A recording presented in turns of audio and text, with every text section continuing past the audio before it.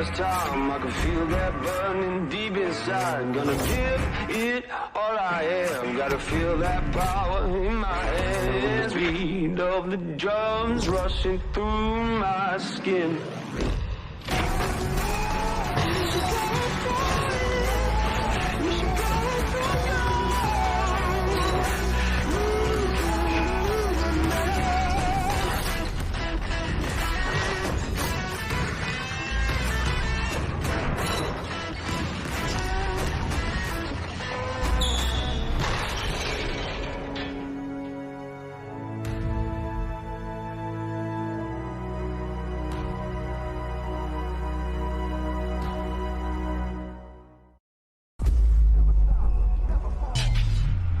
The Rocks and the Flyers go head-to-head for the second time in a week. Last Sunday, Glasgow won a thrilling cup encounter, their leader Gareth Murray showing his class in overtime. They go again in the championship tonight, with the Rocks eyeing their first league win of the season. Gets to the basket and scores. It's Murray for three.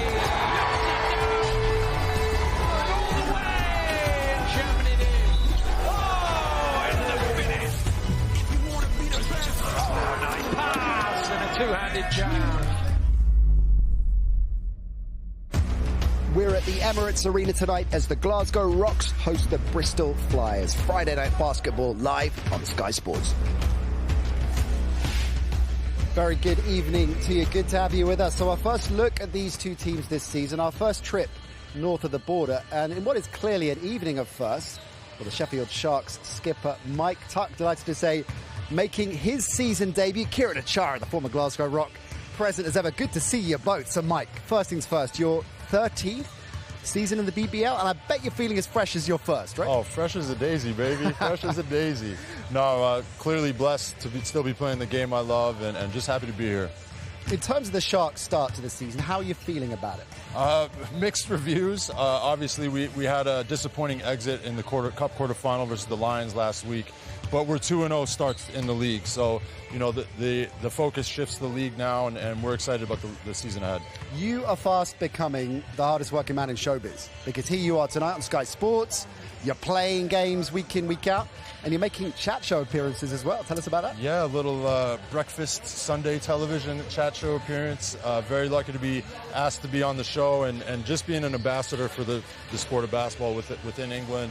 You know, more eyes on the game, more people involved. That's what we want. We want to grow the sport over here in the UK. Yeah, well said. Fine job we did on that as well. Kieran, good to see you as well. And I remember pretty much this time last year, you and I were here in Glasgow. Here we are again, 12 months or so on, under very different circumstances for the Rocks, right? A very different story. Obviously, we've got the fans back in the crowd, which is a great uplift for the team. Whole new looking team, and a very competitive team that I'm really excited to watch. They're in the semi-final of the BBL Cup. They've got a pretty favourable draw in the trophy as well. The Rocks have got to be looking at the season and thinking we can land some silverware, don't they? Definitely. You know, that's always the goal. You know, every single year, how can we win some silverware?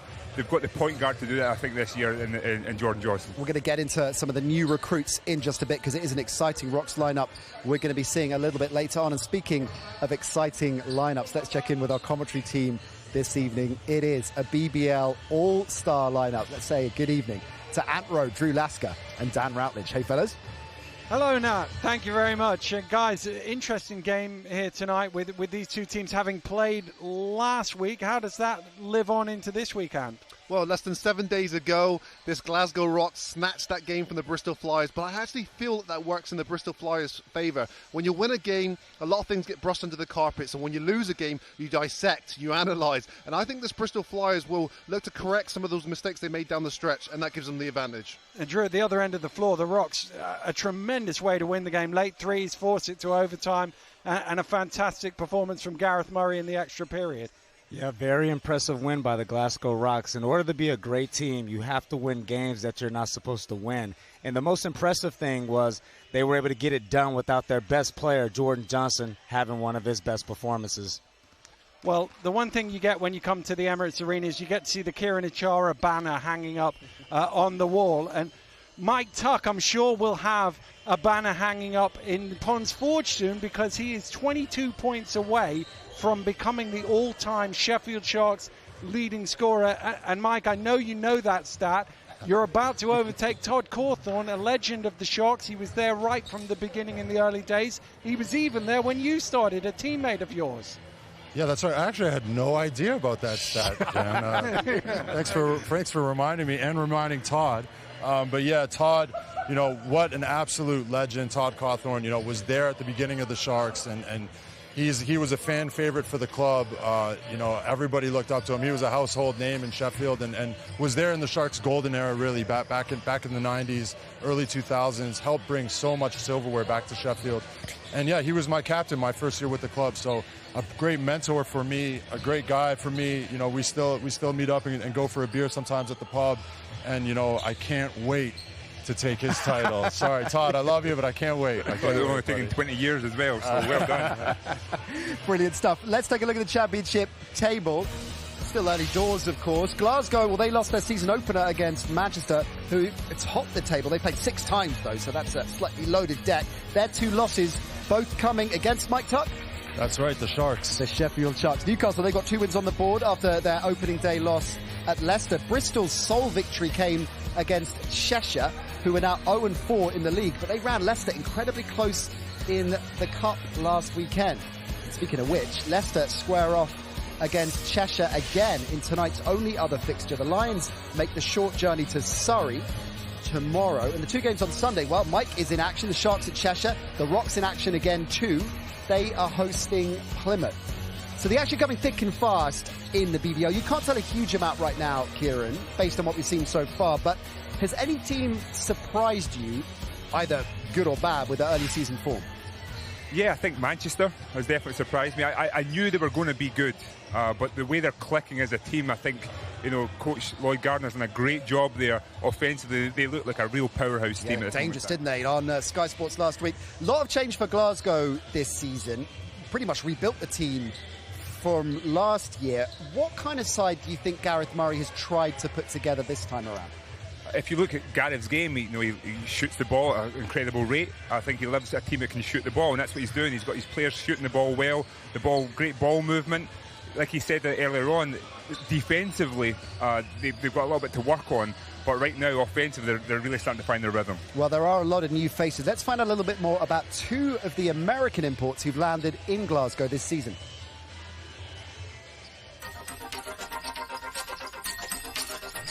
I'm J.C. Hillsman. Jordan Johnson. I play for the Glasgow Rocks. Glasgow Rocks, point guard. I play basketball, I do it all.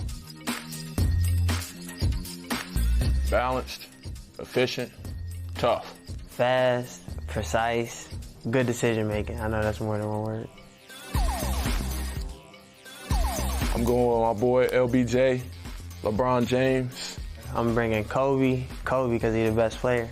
Jay-Z. What's Thor's name? Chris Hemsworth? Thor, that's my favorite actor. Rihanna, cause she, Rihanna, that's Rihanna. Give me Bernie Mac. Gotta make the table funny as hell. I don't drink none of that. Coffee, so. I drink Fanta, juice. The whole a wee boy. You know what I'm saying? I like the little Scottish accent. I love it. I don't know that much Scottish slang words. I just know I. Do you understand the accent? Yeah, a little bit. But when they talking too fast, I can't understand it. What's your face when they're talking too fast? Just look like, or I'll start laughing or something yeah. I like to think Will Smith. Will Smith, he takes on those good roles. Kevin Hart or Frank Ocean. I look like them a lot. Strength. Invisibility. You can hear everything. You can go everywhere. So can't nobody push me around, What stuff would you do without being nice? Rob a bank, I don't know. Anything that comes to mind, really, you're invisible. It would be Drake, because it's automatically a hit. Lil Durk, Lil Baby. Their music is hot right now. This doesn't describe me, for one. I talk trash, so. I don't talk trash. But if I did, I would say. That you can't check me. I'm talking to a defender. I'm talking to somebody in passing. What's going on? Give me the scenario here. If it's a defender, you can't guard me, it's coming. You can't hold me, you can't check me. Buckets, all that's coming. I don't know. Anything that comes to mind. Something to hurt the feelings, though. You gotta touch the heart every time you talk trash. So how good is your trash talk these days, Mike? To bring in the A game? I always let my game kind of do the talking for me, except when I played against Kieran. I always had to let Kieran know. How about you, Kieran? You always liked a bit of trash talk, you were telling me earlier. I was so bad at it, and no one understood me either, so it was pointless. So yeah, it wasn't my thing. Speaking of which, it sounds like I'm going to get in there and teach them a bit of Scottish slang, because they need to be educated, is what they're saying. Aye, definitely. All right, let's look at take a close look, I should say, at the Rocks roster, because we talked about a lot of change coming in this season. Gareth Murray, though, still calling the shots on and off the court. Johnny Bunyan back for his 11th year. Ali Fraser back home in Glasgow as well after spending last season in Leicester. Some quality American imports in Johnson and Hillsman, and Jordan Harris as well. So let's start with Jordan Johnson. As he described himself, fast, precise, good decision making. That's how he referred to his strengths, Kieran. That's a pretty solid trio to possess as a point guard, isn't it? Definitely. And I say that I see him like a photo filter. I'm down with my Gen Zs right now. He just enhances everyone. Enhances everything, takes away all the blemishes, and is great on the court, being that distributor. You played against him this season already in a pretty big game against the Sharks, didn't he? Yeah, definitely. He's one of those guys that can kind of hit you from all angles. He's bringing up the ball up the court. He's finding guys, but he can also look to create a shot for himself as well. So he's very dangerous, and he's a very strong guard as well. He's looking to bully against another point guard. Well, JC Hillsman saying he likes to get inside people's heads. Did he try and get inside your head, Mike, when you played? Oh, no, not really. JC Hillsman, though, he's a guy I think that still needs to prove himself in this league. He had a great year last year in Finland, so he's had a few up and down games, but he's proven himself in one game where he had 20 points and 10 rebounds, big double-double. So hopefully we can see some more of that for him tonight. What has he brought to the Rocks that perhaps they lacked last year? I think he's that blue-collar guy. He wants to be in the mix of things and really kind of mix it up. Battle down low. He's a fighter, and I think that's what they need. They need a couple of fighters on their team. Ali Fraser, we're seeing now, as I mentioned a moment ago, back in Glasgow. Had a huge game against Bristol last time out in the Cup, 26 points. So they'll be expecting more of the same tonight. 100%. He's Mr. Reliable up here in Scotland. Obviously had the season last year with the Riders, and back in Scotland, back on familiar territory. He's going to be comfortable playing here. He's going to have some big games. Gareth Murray, with a season under his belt of being a player coach, does that make it an easier thing this time to navigate it, or does that split of focus still prove to be a big challenge, do you think? I think he's handled it great. I think he's happy to take that role, content to be the coach, but step in when he needs to, and I think he's doing a really great job of managing it this season. One more Jordan Harris and one more US import I want to get into. University of Georgia alum. What have you made of his start as a Rock, Kieran? He's definitely Mr. Showtime, plays above the rim, but defensively, I'm a defense guy.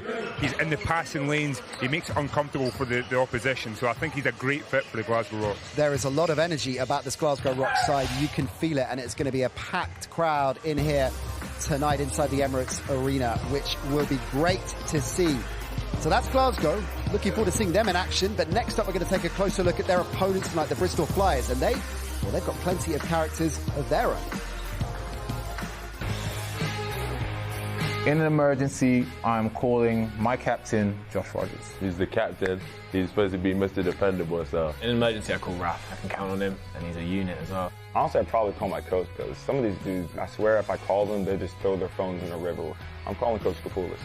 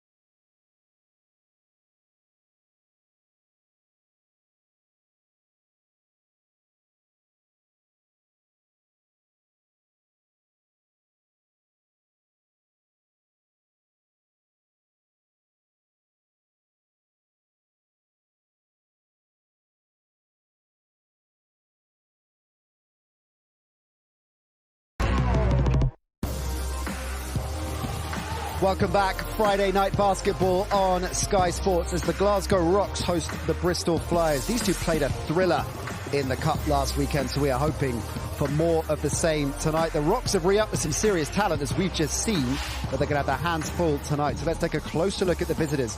Plenty of new faces on show in Bristol this season, so let's get inside the Flyers locker room.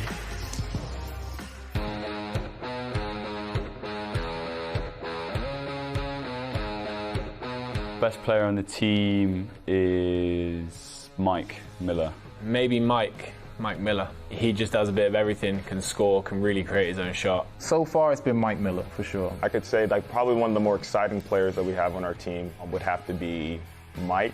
He has a very diverse form of attack. I'm the best player, man. The chosen one. Best shooter, I gotta go Josh Rogers. That guy has a gun. Josh Rogers would definitely be Josh. Dude as a flamethrower. He comes up late in the shot clock and really helps the team out. It's close. I'm gonna say Josh Rogers. I know there's a couple guys that want the title, namely Trajan. I mean, hey, the best shooter, you're looking at him right now. I'm gonna give it to Josh Rogers. I hate doing this, but I think it's me. In an emergency, I'm calling my captain, Josh Rogers. Would probably be Josh Rogers. He's the captain. He's supposed to be Mr. Dependable, so hopefully I made the right decision. As of late, it's been my roommate Raph and Josh Rogers, because their experience being in Bristol and just being around in general. In an emergency, I call Raph. He's been here with me for a few years. I know he's reliable and I can count on him, and he's a unit as well, so. Honestly, I'd probably call my coach, because some of these dudes, I swear if I call them, they just throw their phones in a river. Like they see my name pop up and they just throw it, so I'm calling Coach Kapoulis. The best drip on the team, it's either between Mike or Marcus. Probably Marcus Evans. They got some heat on their feet, so just watch out for them. Marcus, easy. Like I live with him. I've seen his wardrobe. It's immaculate. I'm giving Mike a run for his money, so it's either me or him right now. He's got some heat. Like, it's crazy.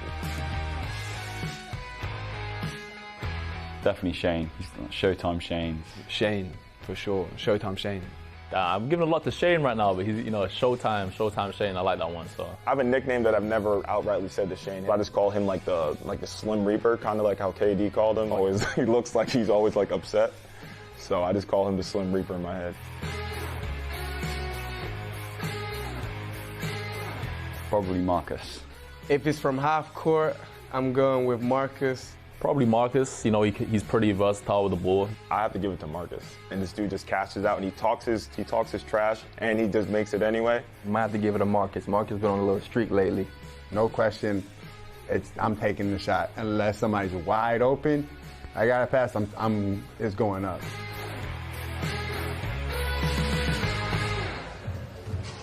If you're running with a nickname like Showtime, you got to live up to that billing, don't you? Oh, definitely. I love Shane. Shane went to my alma mater, Loyola University, Maryland. So shout out to Shane. Love that guy. Played ball KD as well, didn't he, back in the day? Yeah, definitely. Yeah, he's Showtime, man. He's Showtime. He's big time. Well, a big time names on this Bristol roster if we take a look, because they have gone through a fair amount of change as well in the off-season. Although, despite the American talent, there's a core of young British talent here at the club, including captain Josh Rogers, who started at the Flyers at under 12s level. So great to see him moving on and out, skippering the team he's been with since he was a boy. Malcolm Del Pesh, his brother Marcus, of course, at Sheffield with you, Mike.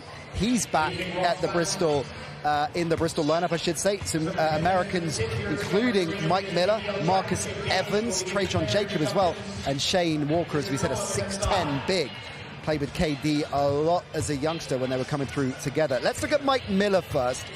He had 22 points against the Rocks, I should say, for Bristol in the Cup win. Mike, what have you made of his offensive game this season? Yeah, I think he's a very exciting player to watch. I think he can do a little bit of everything.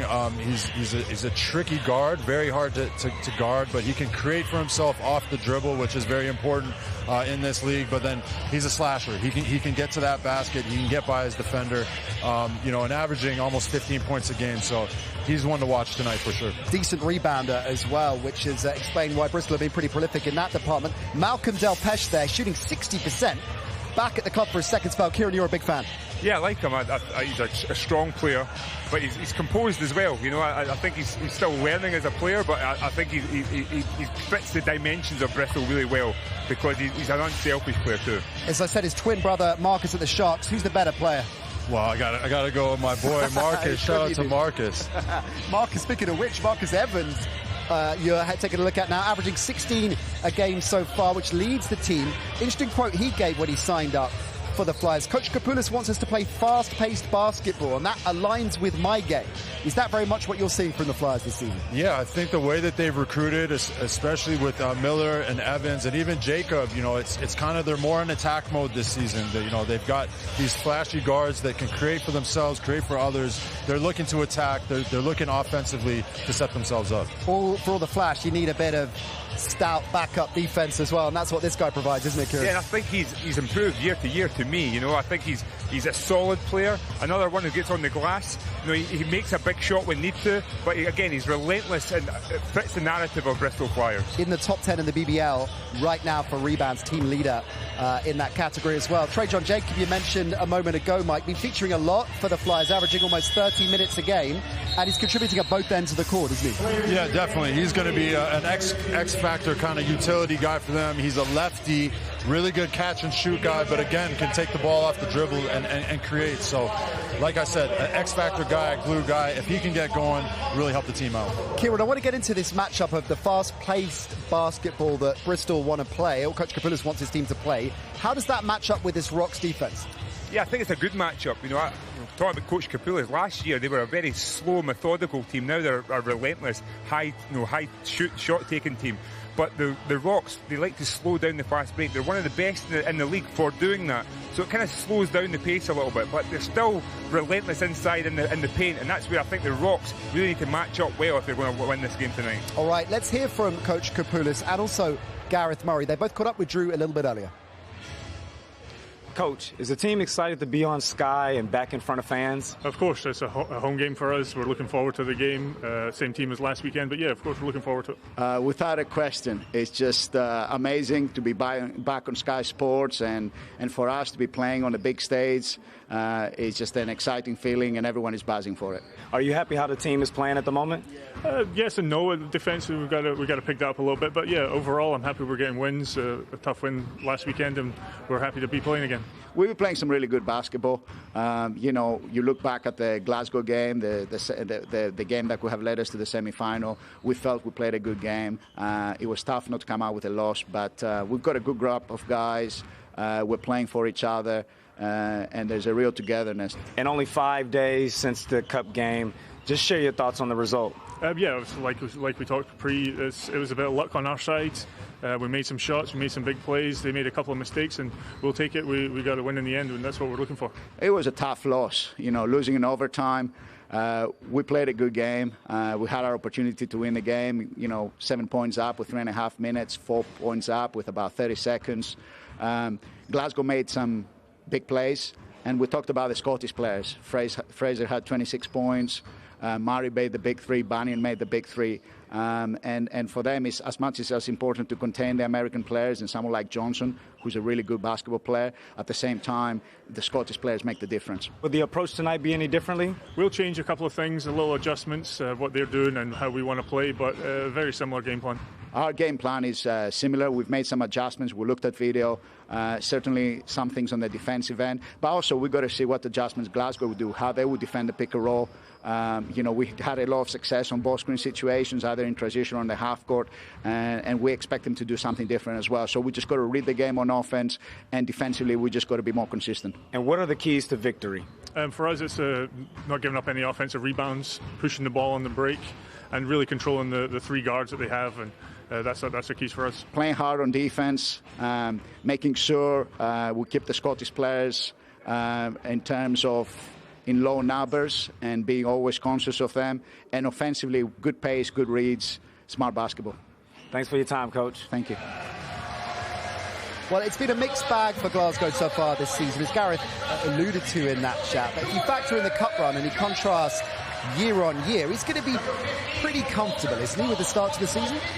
Yeah, definitely. I think, they did really well in the Cup. Obviously, lost their first match of the season, but then a big win last week. That was a big one for them against a tough Bristol team. I think that'll carry them going forward. Let's take a look at Bristol's last 5. On paper, they've been in pretty good form, winning 3 of those 5, and a narrow defeat, as Mike was suggesting, to the Rocks in the Cup. But, Kieran, those performances against Cheshire, Surrey, Glasgow, their team's trying to kick on up into the very top of the BBL. How does this side stack up against a Leicester or a London?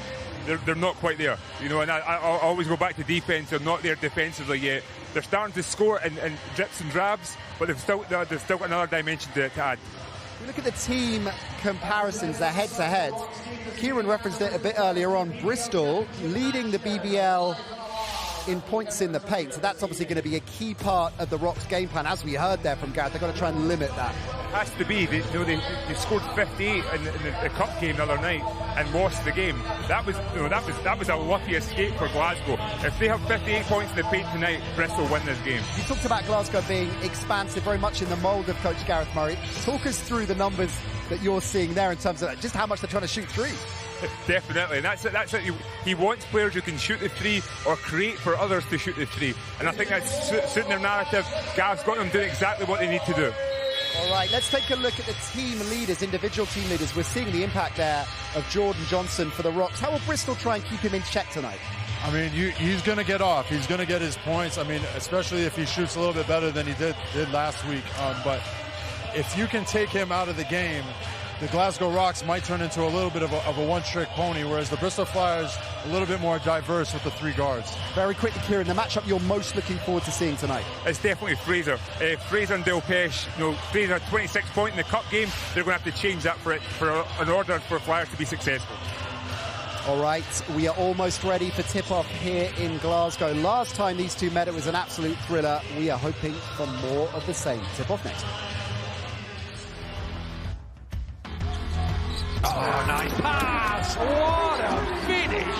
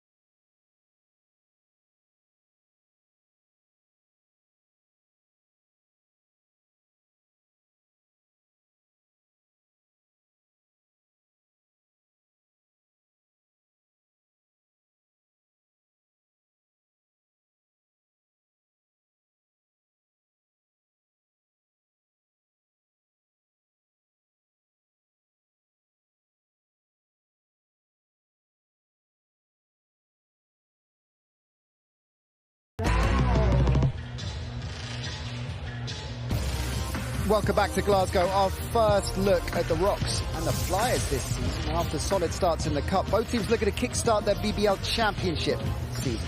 So let's get this one underway and head over to our commentary team, Ant Rowe, Drew Lasker and Dan Rowledge. Thank you very much, Nat. Yes, let's get straight into the starting fives for today's game. And we will start off with the starting five of the Glasgow Rocks. And Drew, Johnson has been so impressive this season. Maybe not his best game last week. What are you expecting from him this time around? Well, Bristol did a great job of neutralizing him by icing the ball screens, getting it out of his hands where he had his least effective game of the season. But you can only hold down great players so long. I expect him to have a big performance. And they've got scorers row in the backcourt here. Evans, Jacob, both capable of putting the ball through the hole. Yes, they are. We talked about points in the paint, and Malcolm Delpeche is that key scorer in that area for them. Well, the two teams are out on court. We are almost ready to get it underway here at the Emirates Arena. The fans, as they always are, on their feet. And this place is rocking early.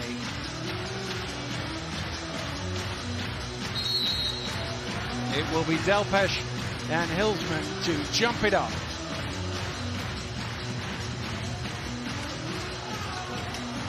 And we are underway. It's the Flyers with the opening possession of the game. Here's Delpeche. Deflected away by Hillsman. It'll be a Flyers ball from the side, 14 on the shot clock.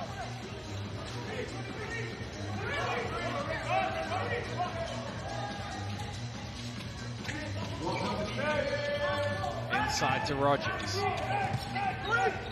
Pass is deflected, but Jacob has space in the corner for three off the mark, and great work from Josh Rogers on the offensive glass. Good energy there from the captain to follow up on that play, and I thought it was a good initial defense from the Rocks there, but they just weren't able to secure the defensive rebound.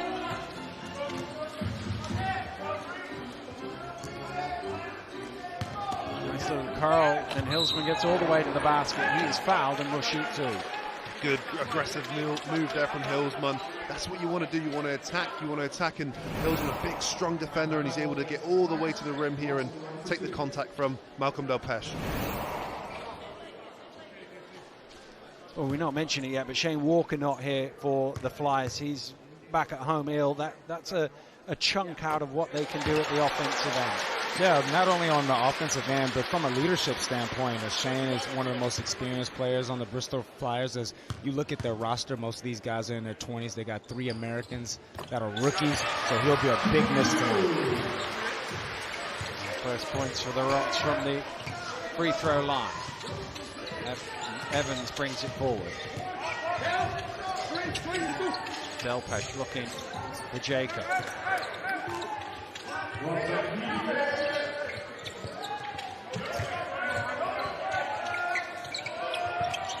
Delpeche back to Rogers late in the shot clock off the mark. They were actually looking to get the ball into Delpeche earlier, but good denial there from the Rocks and denied that pass. Jacob with the steal, he's off and running. Nobody will catch him, and he will just about jam it in. That is what he's so good at. He's long, he's athletic, and he's always anticipating that pass there. And Jacob out to the races, no one's catching him. And both teams look a little bit more dialed into the scouting report. No coincidence, they just played 5 days ago. So it's easy to remember when you saw the guy, what he does last week. Here's Fraser. They saw plenty of him last week. He can't get his first shot to go.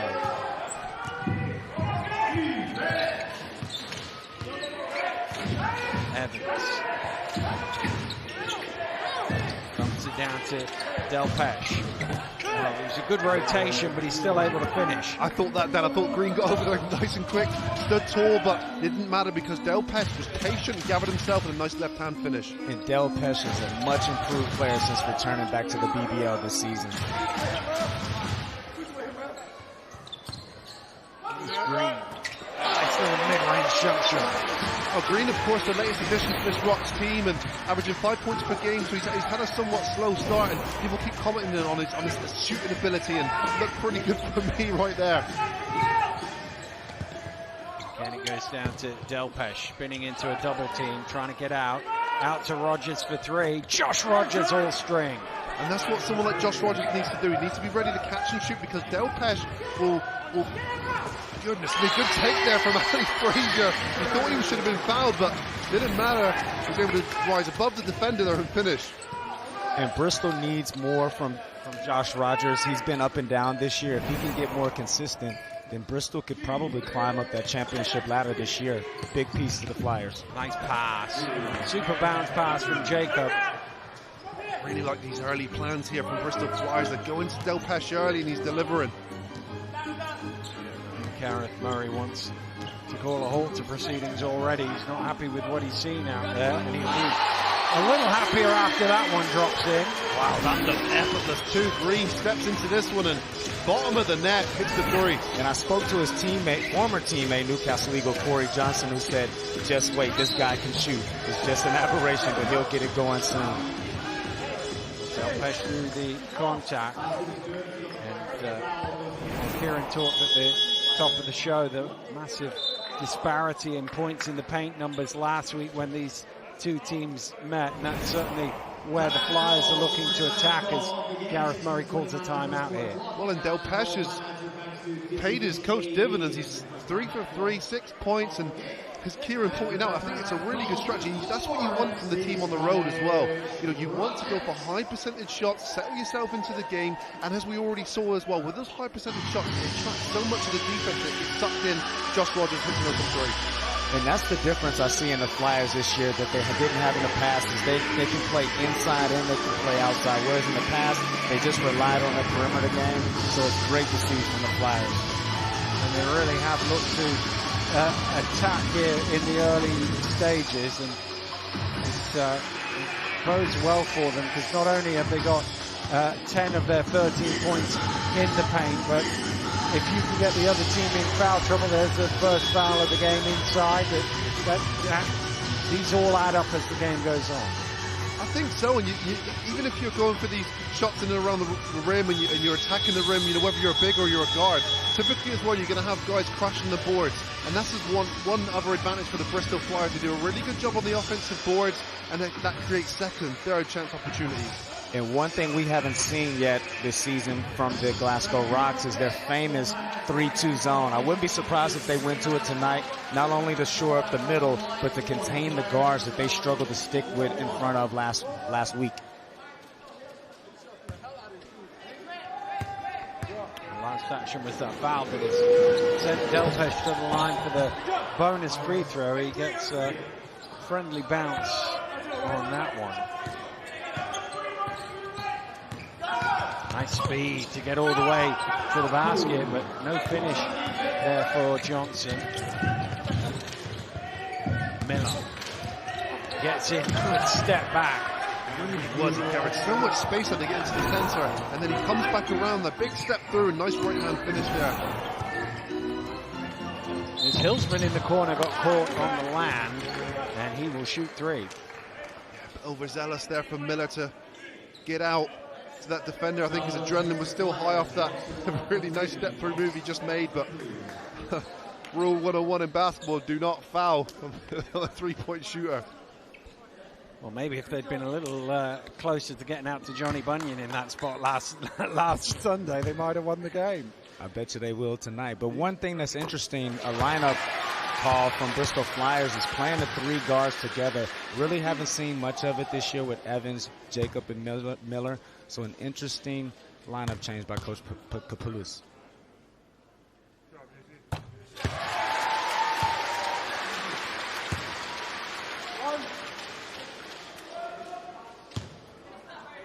Get inbound, Josh. Get inbound, Josh.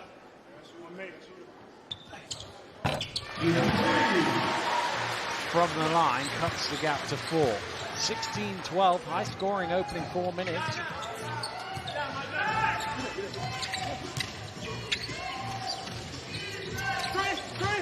Rogers. Now Miller looking to get into the paint. Floats one up a little short. Rebound from Harris.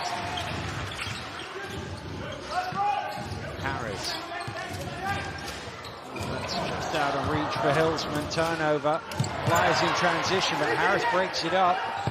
And again he does. Great defense. Incredible individual effort there from Harris. Fraser on the follow, sticks it back.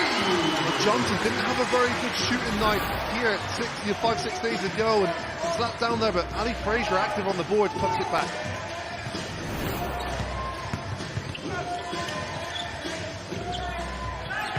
No way out, back to Miller. Miller. Back to Jacob, and Harris jumping out at him, commits the foul. And that's a foul that coaches get really annoyed by. The shot clock getting low with 5 seconds.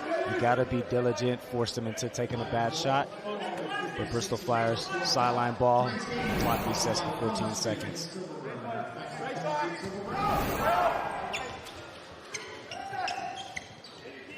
Well, they don't need the 14 seconds. The shot goes up quick from Evans. Hillsman driving hard off the glass, doesn't quite go, sticks with it though, and he gets the point in the end. That's a really interesting matchup there for Rocks. Hillsman a lot stronger than Josh Rogers there, and takes full advantage of it.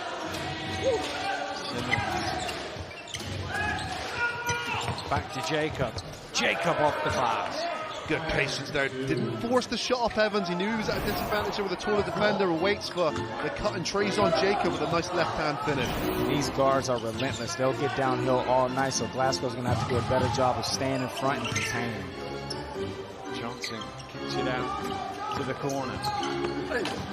No way through. Somehow gets his own rebound there, Harris, but throws it away. Rogers with the transition three. Front eye. And Harris is still making his way back out court, so he's going the other way for the lane. Really rushed shot there from Josh Rogers, and what it results in is a easy layup there for Harris down the other end. And both teams just need to settle down into this ball game. You see a lot of early deflections from both teams. Some early shots in the shot clock. Nice pass from Jacob, but Miller is unable to convert. And Jacob with a little reach across, committing the foul. Clear as day, bump foul there, and Jacob is getting the ball, but getting a lot of body with that as well. Picks up his first foul. We call that a good foul. Put a little body on him, wear him down. Johnson kicked out to the corner, and Hillsman. Here's Green off the mark. Jacob skying for the rebound. Green's a guy they have to locate. He started the game hot. That was his first misses today. Here's Rogers with space. Quite have the legs on that shot. Rogers has looked aggressive early here. He's got some open looks. 5 early points. Green looking to back down, kicks it out to the top of the key. Only off the mark, but Rocks get a new offense. Harris's shot is missed. A couple of second chance opportunities that Rocks looking to put some more points on the score with, and Flyers were very fortunate there that they weren't able to convert. Simmons along the baseline, running out of room. And thrown away. Harris with the steal. Harris to the basket. And he converts. Rocks in front. Number 6 looking very, very active. Jordan Harris. Nice athletic play there, but again, he's in the passing lanes and looking for that steal. And I put that turnover on Simmons. Simmons has to do a better job of establishing position and finishing strong in the paint. Long two. Just towed the line there, Miller. Jacob with the offensive rebound. Rogers dumps it off, and foul is called.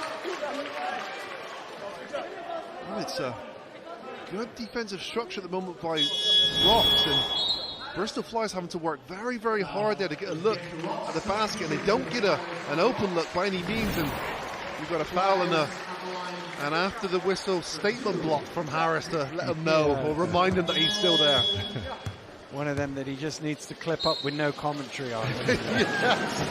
That's definitely making the highlight tape. But one thing that the Glasgow Rocks are doing so far is keeping the Bristol Flyers off the offensive glass, which they lead the league in. But on the other side of it, Glasgow Rocks lead the league on the defensive rebounds as well. So it'd be interesting to keep track of that battle tonight.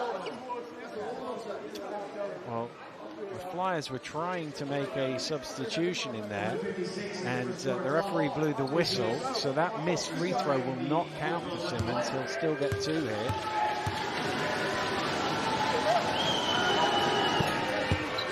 Makes amends.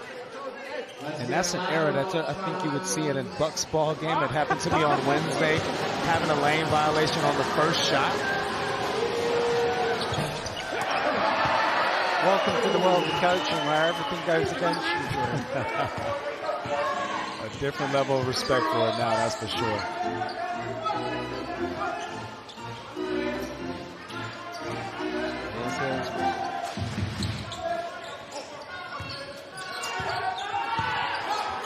Green. Nice shot. Green is looking really good, and he looks comfortable. He's letting things happen, and fadeaway shot, which is unblockable, getting enough of it net. And making that first shot is so important, as you know, and now he gets in a rhythm and starts to feel good about himself, especially as he's been struggling as of late.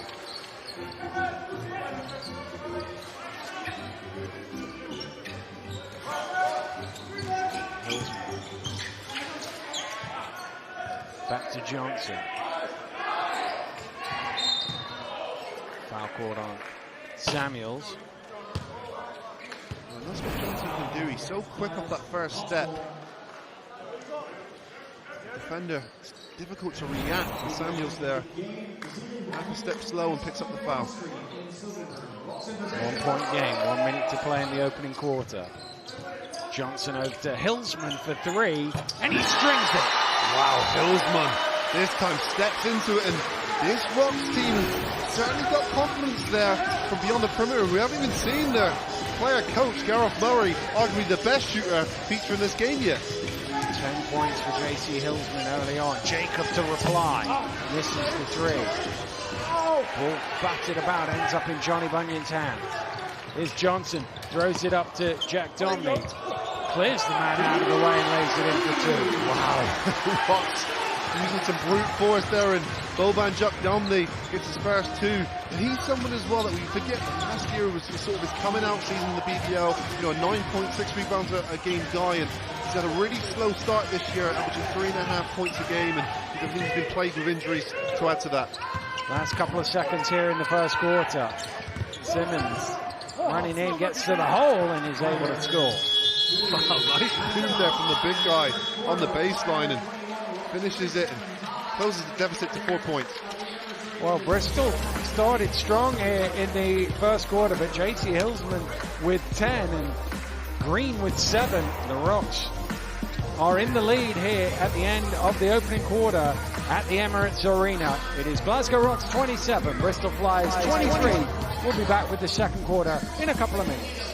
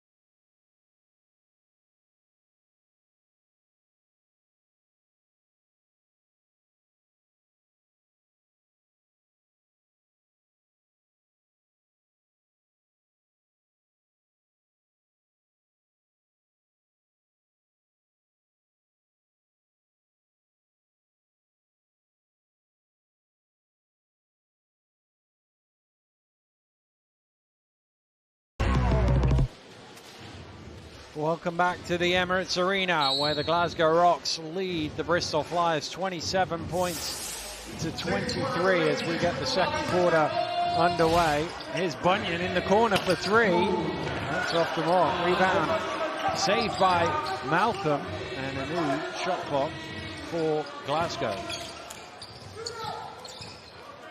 And now Malcolm in the corner, and he knocks down the triple. Wow, bad defensive set there from Bristol Flyers. Not only did they leave Bunyan open the first time, and then Murray hits an open three as well. That's two guys on the scouting report that you cannot allow open three-point shots.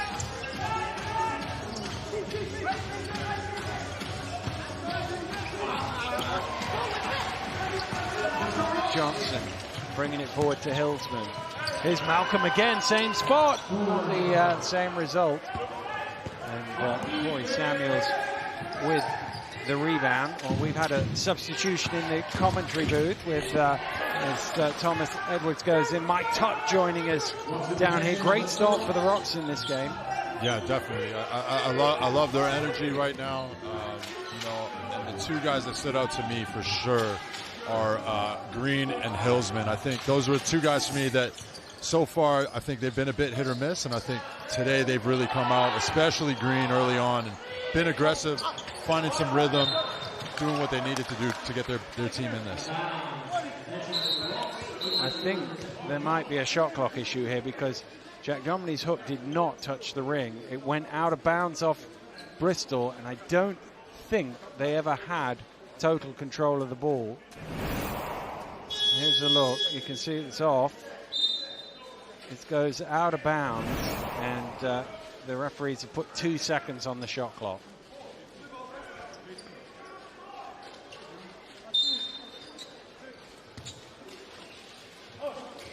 Here's Hillsman. Gets the shot away but can't convert.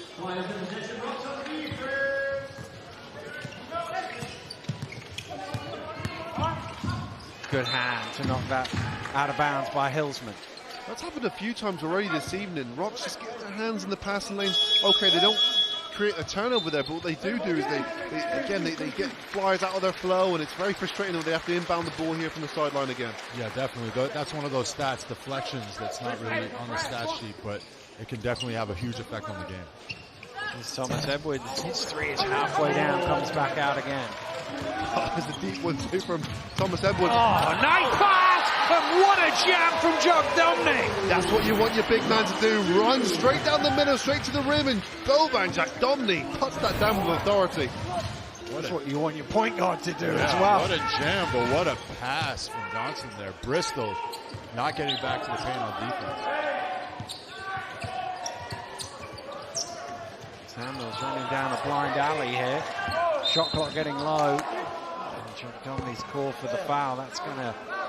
Drew mentioned it in the first quarter. Those fouls late in the shot clock are the ones that drive the coaches nuts.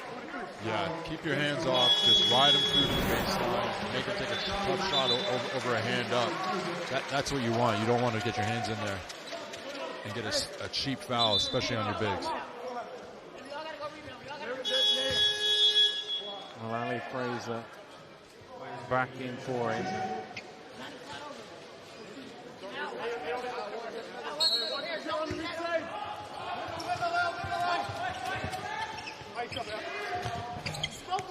Another one has a lot of iron and comes back out again for Bristol.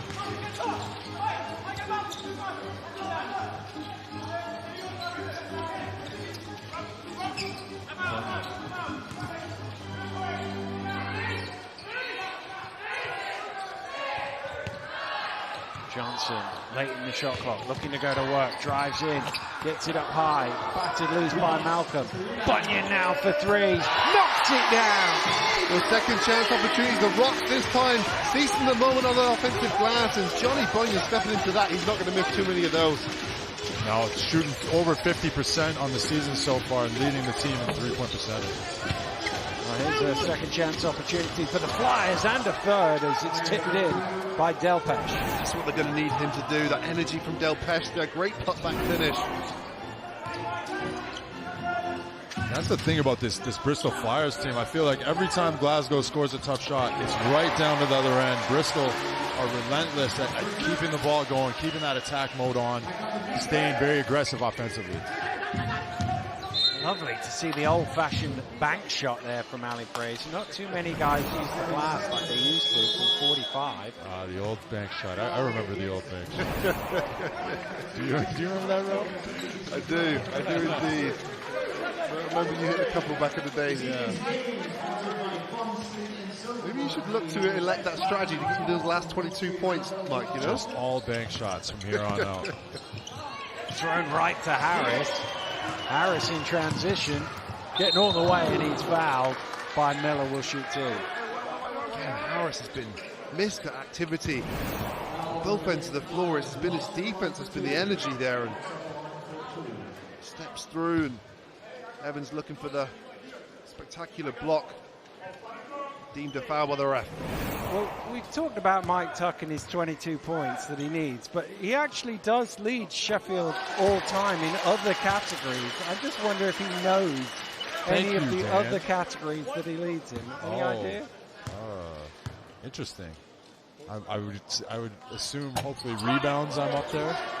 Indeed, rebounds. Most of them sportsmanlike fouls? Probably, probably. Offensive, defensive, and total rebounds. There's some more though as well. Okay. Well, definitely not assists. Delpesh inside. Hopefully not turnovers. Wow, 627 turnovers. Mike How Tuck about leads games played? Nope. Ian McKinney. Consecutive games? Consecutively, I'll give you. Sideline ball. Something you have to do to get a lot of points, Mike. Shoot. Yes. There we go. Yeah. 2-pointers made and scored. Field goals made and scored. There you go. But turnovers is still my favorite. I only pulled that stat out to say you leave a shot and turnovers. Here's Simmons inside. And still can't get it. 2 or 3 bites of the cherry there, unable to finish. Simmons has to do better. There is 2 opportunities there. He must score, and he comes up with 0. Bunyan for another 3, just a little short. And again, Malcolm making a nuisance of himself on the glass. Miller trying to thread the needle. That came off the foot. And will be a sideline ball. Rocks have got a really interesting opportunity here. Bristol Flyers clearly struggling to get any type of consistency offensively, and Rocks are good opportunity here. Oh, there we go. There's something they did need. Miller for 3. Miller coming up big. Individual brilliance there to cut the gap. 8-point deficit.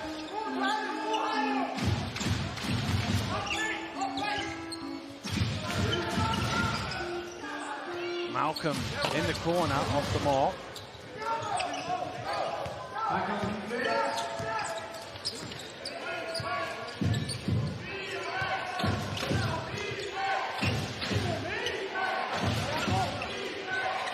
Evans spins back around the screen, gets himself an inch of space, leaves it short.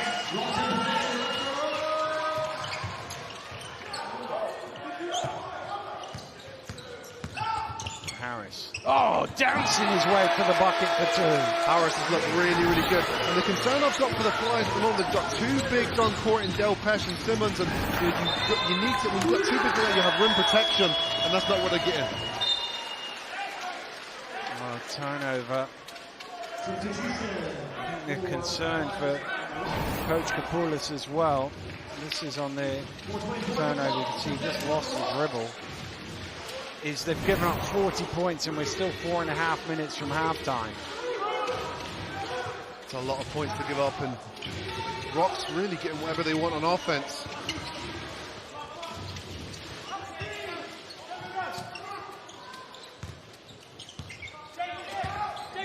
Fraser using his strength to back down and his finesse with the finish. It's so difficult to guard, just because Fraser's knowledge and awareness of where he is around the basket. And Miller again replies his second 3 in close succession.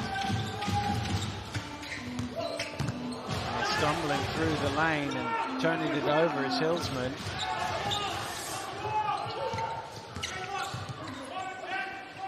Rogers steps into the three. Miller trying to grab that rebound, but Green is able to come away with it. Johnson again. It's very north-south, very head down and go, isn't he? Yeah, definitely. He's you know, for his size, he's got to be one of the strongest guards in the league. You know, able to finish through traffic, able to create through traffic. But then he's got it all. He's got the outside jump shot, and he's constantly looking to get other guys involved. He's you know, a dream point guard for the Glasgow Rocks. There he is again, working the pick and roll. Goes cross court. Hillsman for three, long two in fact, off the mark. Jacob with the rebound. That's a really good pass as well. I didn't see it. I didn't know where he was passing to, but boy, did he hit Hillsman on the money, and Hillsman just didn't knock it down. I don't think Hillsman knew he was getting that pass either. He had to get to the spot. Well, that's the third one for Bristol in this quarter that's come out like that. Evans off the mark. I think that it just looks like Bristol is not relying on their offense. They're playing out of sync right now. You need to get into your offense. You need to find your flow, find your motion, get guys involved, get guys in rhythm right now. Shots aren't falling. You gotta find a rhythm to get shots to fall.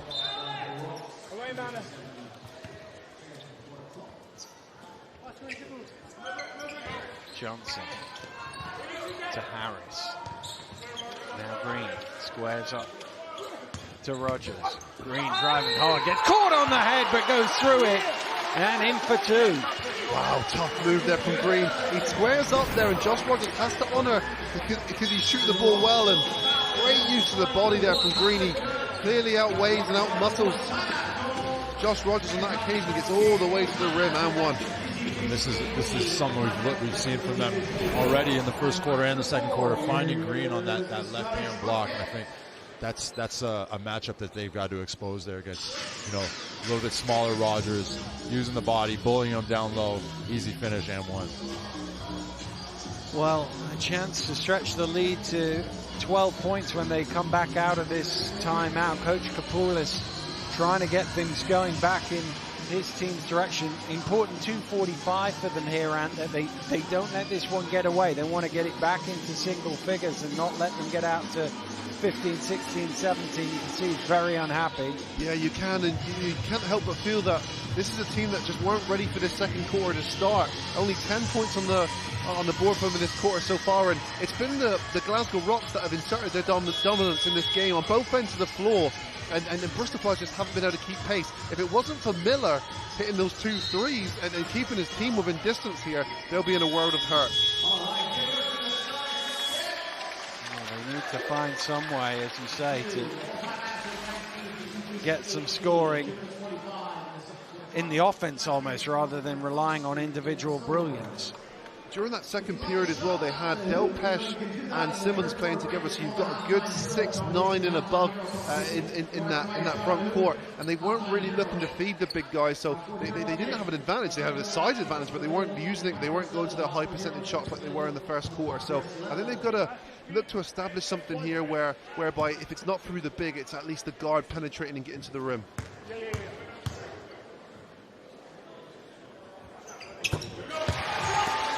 Green converts the three-point play. He's into double figures, which is already double his previous high in his early Rocks career. Nice pass, and Jacob able to jam it home. There we go. Look for the post entry there. Okay, Delpesh didn't have anything else for himself, but Jacob cuts at the right time and a nice finish from him. And that's exactly what you want coming out of a timeout for the Bristol Flyers. You know, a solid run offense that finishes in a bucket. But you don't want a turnover down the other end. Well, they get a stop and almost give it back, but Miller looking to go quick. Delpesh with the offensive rebound. Evans steps into it, off the mark, rebound Green.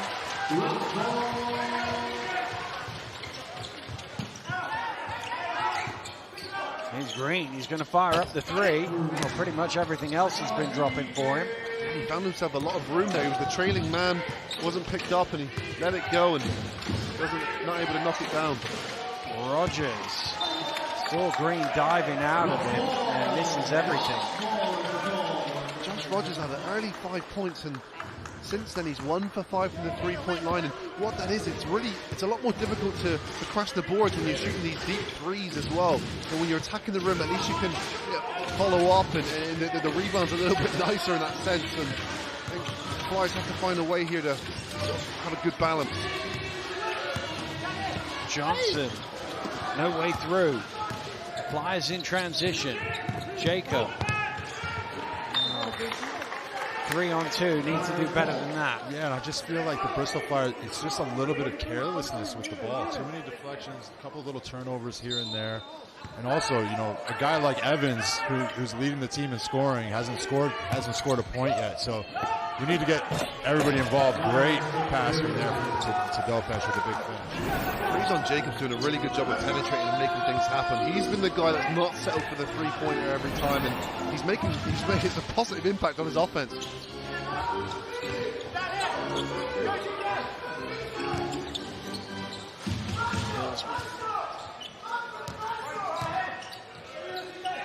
Shot clock down to 5.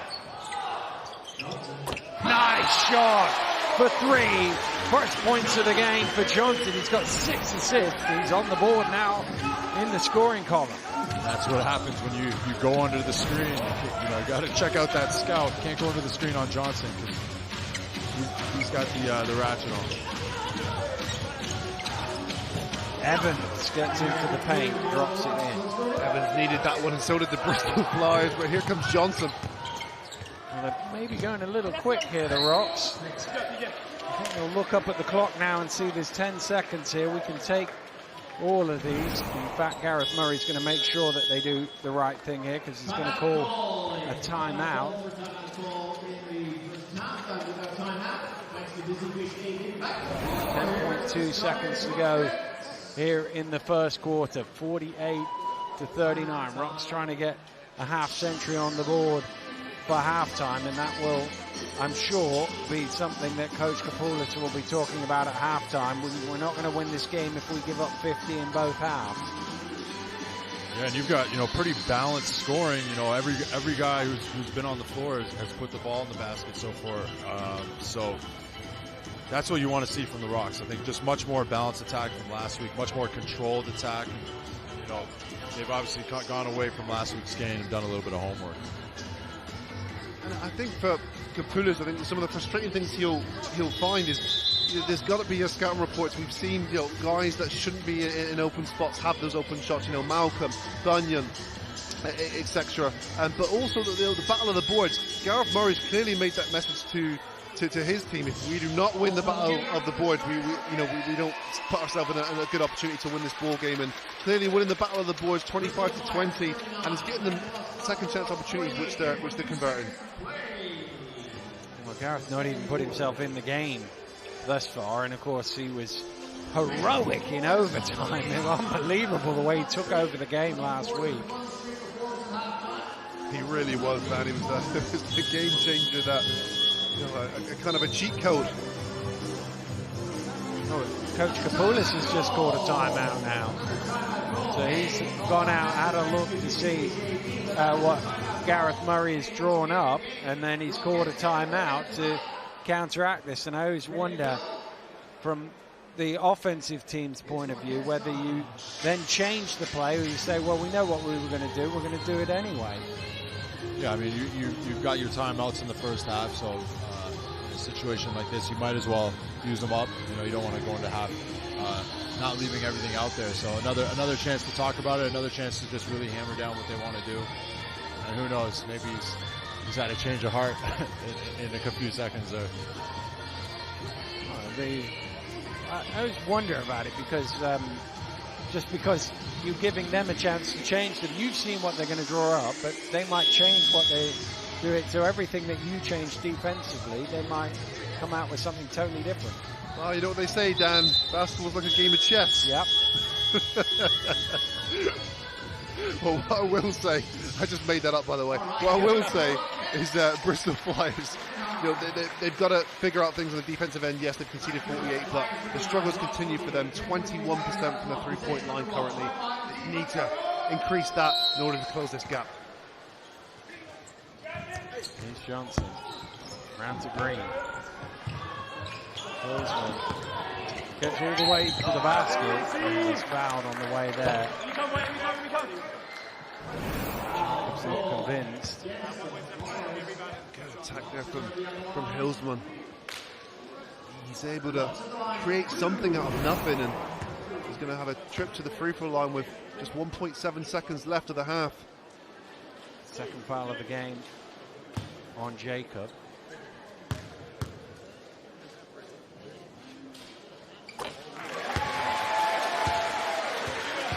Perfect from the line, J.C. Hillsman, 6 of 6. The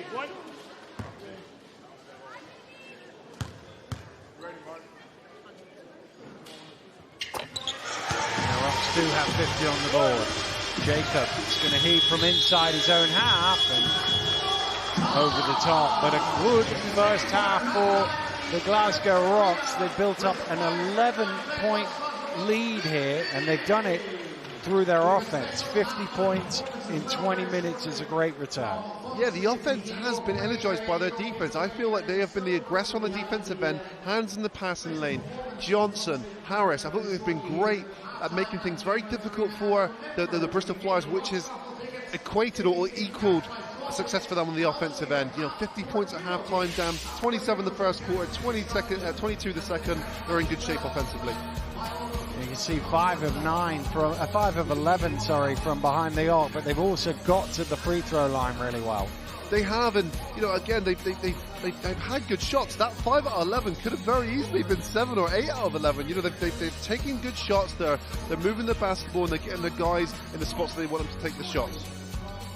3 of 14 at the other end for 21%. That's really the big difference, because you can see there's almost nothing between the two teams in terms of 2-point shooting. You talked about the Rocks winning the boards, 5 rebounds better off at half-time, and they're 11 points better off at half-time as well. And I'm sure Gareth Murray will be pretty pleased as he chats with his assistant coaches.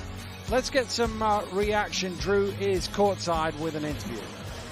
Not a great start individually scoring the ball, but your team up 11 at the half. What's been the keys? Nothing. We're just running and communicating and just playing as a team. No, it's not about me. It's about the team. We want to win. That's all. What's been some things about the city of Glasgow that you've enjoyed? The young-youngs and the chippies, man. I always go to the chippies. And your team through to the Cup semifinals. What's it been like playing with this group? It's been a lot of ups and downs, but these guys are good, and I love it here. Championship contenders with this group? For sure. What kind of question is that? Let's go. Thanks for your time. No problem. Thank you. Yeah, the confidence high right now with the Glasgow Rocks. No surprise given that first half performance into the semi-finals of the Cup and starting to get their league campaign rolling as well. Analysis and reaction coming next.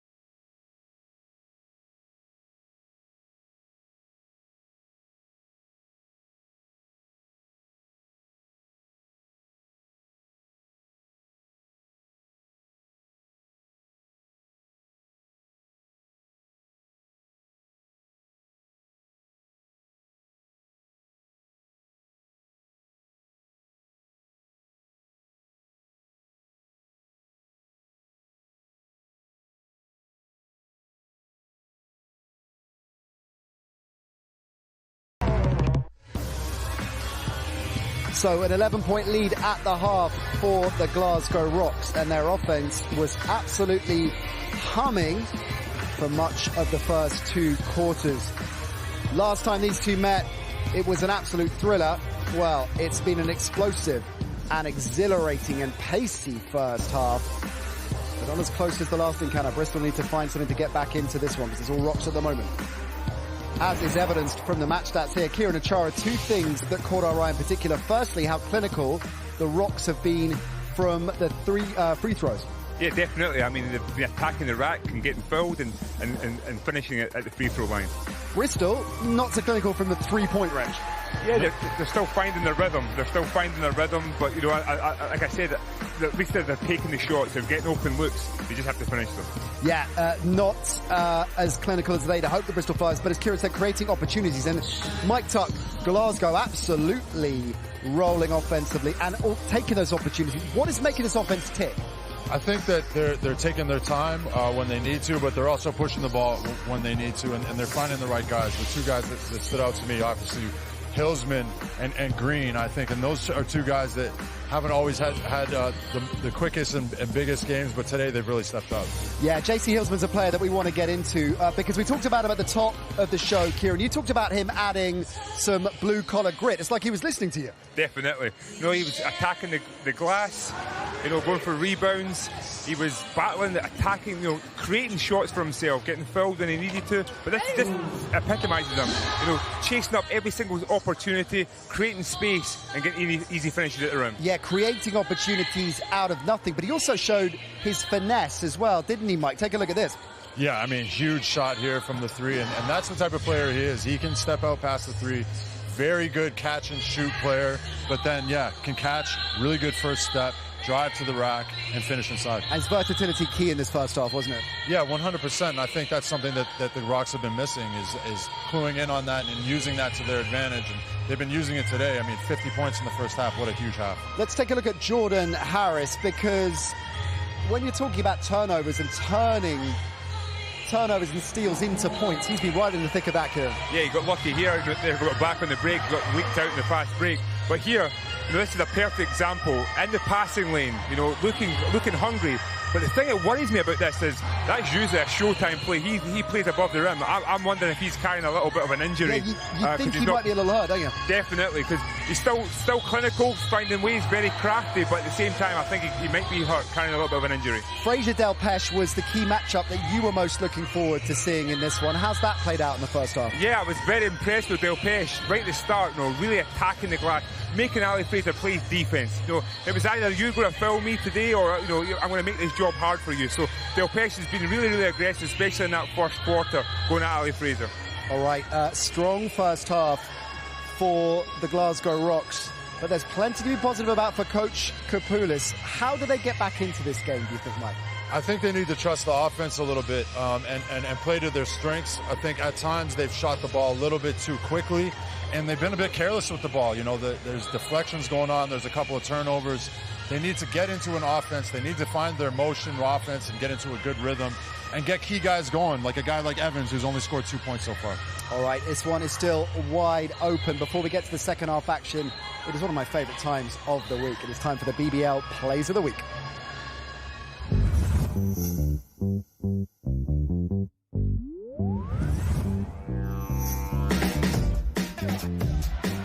Here's Wright.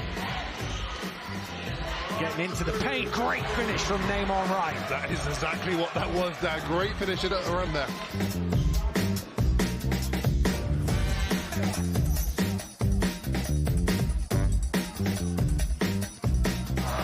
Now gets all the way to the basket. And he's laying.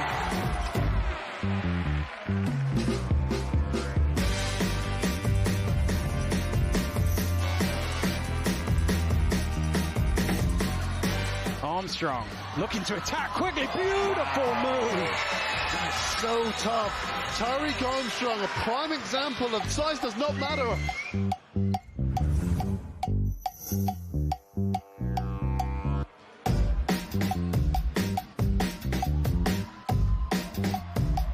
Crandall dancing his way to the ball and finding a way to finish. Wow. Incredible.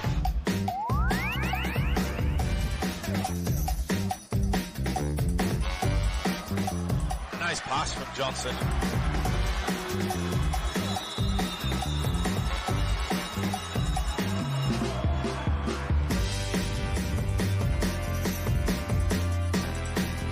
Armstrong looking to push. Armstrong with the alley-oop! Thrown down by Jamel Anderson.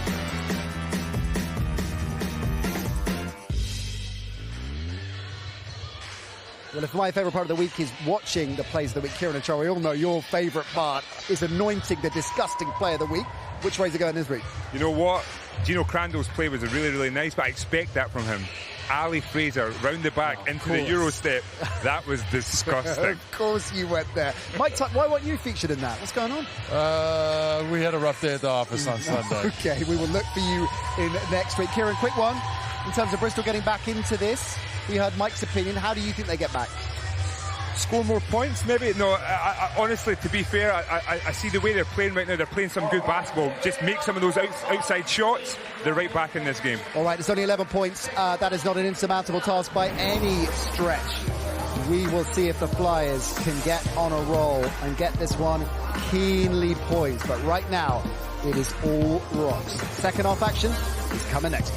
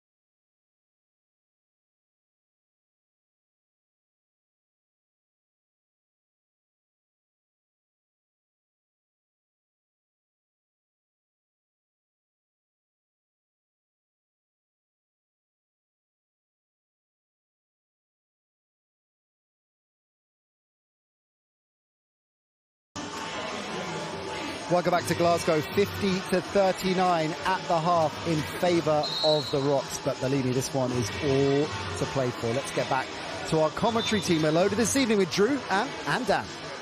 Thank you very much, Nat. Yes, fellas, I always think the first couple of minutes either side of half-time really important, particularly when the lead has gone one way or another.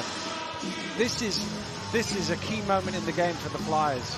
Yeah, we always talk about that first 5 minutes, and for the Flyers, they got to get back to playing Flyers brand of basketball, which is dominating the offensive glass and getting in the paint. Well, the Flyers are first out of the halftime huddle. Here come the Rocks.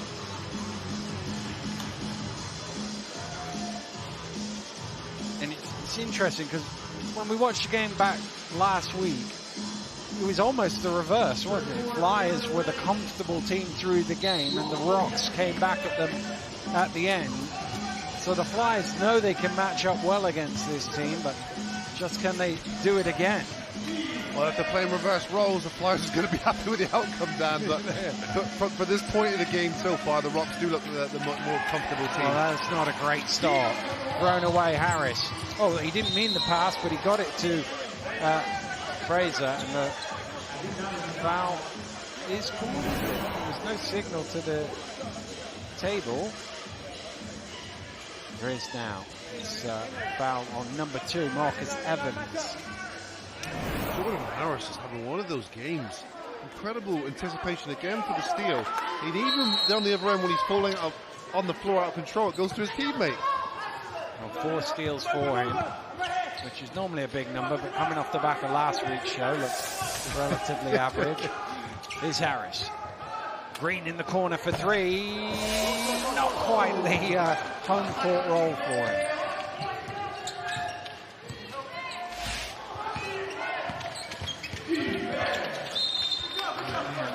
Looking to get Delpesh involved inside. They did that very early in the game, and it was an effective tactic for them. It was, and it worked for them. You know, that was I thought they had a good first quarter. It wasn't until the second quarter where I felt like the Rocks really sort of extended the lead and got a grip on this game. But I think that's what they're going to need. And Marcus Evans at the moment clearly struggling himself, scoring the ball. You know, guy that averages 16 points a game, currently stuck on 2, but you know, he can still do some really good things for this team. And prime example of their penetration, a nice little dump down pass for his big guy, Malcolm Delpesh.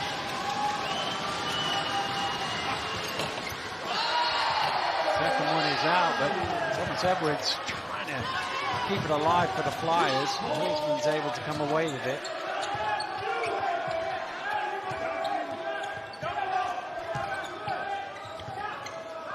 There's Green. He wanted the shot, he bobbled it at first.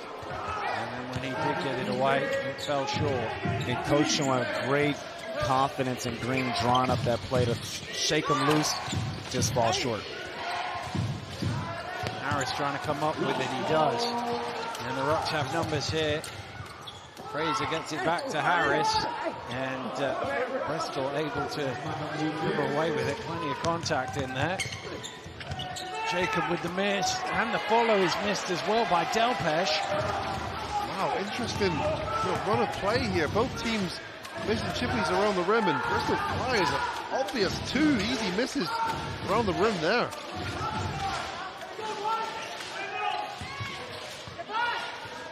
Johnson, tough shot.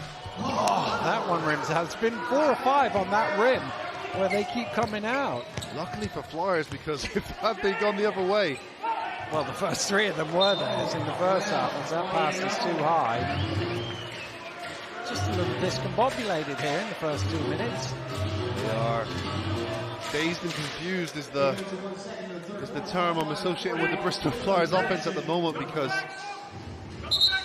well, it's at both ends really, because it's 1-0 here in the third quarter. It's a score for across the road, not here. And when you play a team in quick succession, it becomes a chess match. What are you doing during the week? What are you breaking down in the film room? And Coach Andreas talked about that pregame, about seeing what the adjustments that the Glasgow Rocks have made. Looks like they made some great adjustments. You just got to see what the Flyers are up to. Green trying to force it inside. Oh my goodness! Harris with the monster poster! Wow, another one of those broken up plays that Rocks ends up, and Harris, of all people of this game, ends up with the ball in his hands, and what a dunk finish. And speaking of adjustments, that's not a coach adjustment. That's just a great player making a great play. Well, it came out of nothing. But that is one, we were talking about clipping them up, that is one he will certainly have out on his social media later, for sure. Well, and deservedly so. Jordan Harris has been that game changer. Both ends of the floor, and boy, was that a highlight.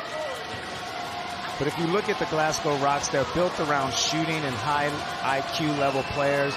But Harris is the one player that's the highlight reel for the Rocks and can bring a different type of pace to this team.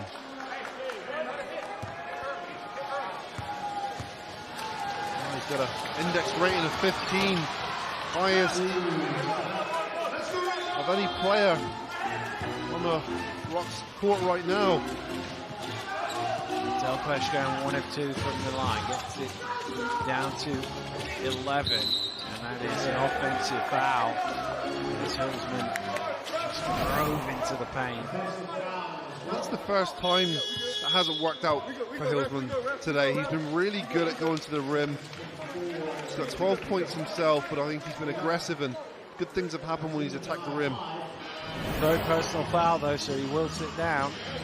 And like I mentioned at the top, this has to be great confidence for Jordan Johnson the last 2 weeks, taking a lesser role for the team and his team still being able to be successful.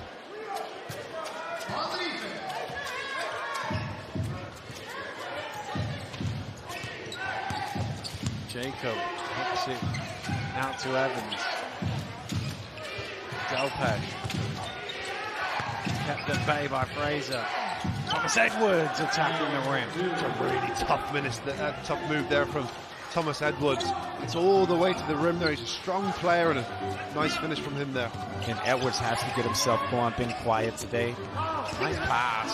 That's a super find by Green. It had to be right on the money. It really is, and what an asset Ali Fraser is. Just throw the ball into your big guy and let him do the rest. Jacob's 3 is short. Bristol get it back. Evans now for 3. That one hits the front iron, and again offensive rebound. Delpesh keeping it alive, but turnover. Johnson out in front. Johnson going quick to the finger roll. Jordan Johnson took off there. Nice finish from him. And in a blink of an eye, they're down the other end, and Delpesh with the dunk. Johnson is not happy. He was slow to his feet. He thought he got fouled, and he hurt his arm in all of that as well, or his elbow. And this is why I love the BBL. Fast-paced league. You don't have time to celebrate. You got to make sure you get back on defense. You can see there might be a little contact of his foot onto Evans, which is why he landed hard. But Evans hasn't went to challenge that shot. No. That's why the referee didn't call it.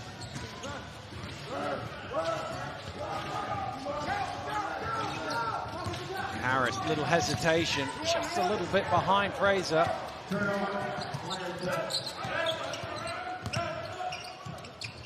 Evans knocks him down, only his 2nd score of the game. It's a tough shot too in transition. He's trying to push the basketball. He's able to pull up there and controlled shot, knocks it down. But that's what Evans and Miller excel at, getting to the paint, getting those little bunnies. Malcolm in the corner for 3. Oh, they got lucky there.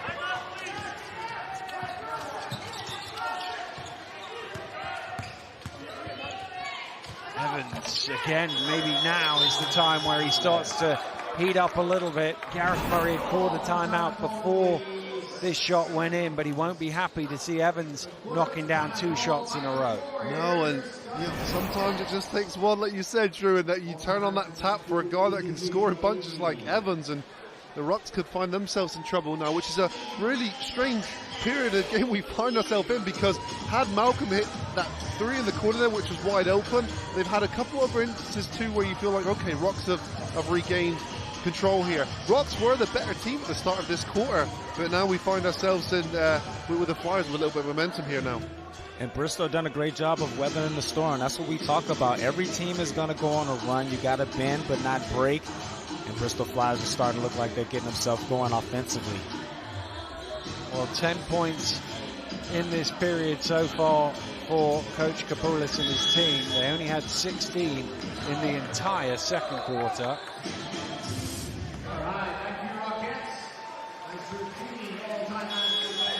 And they started with some easy missed shots and some turnovers. Yeah. They've really turned this quarter around in the last few minutes, and it's been the number 2, Marcus Evans, who's turned on his motor.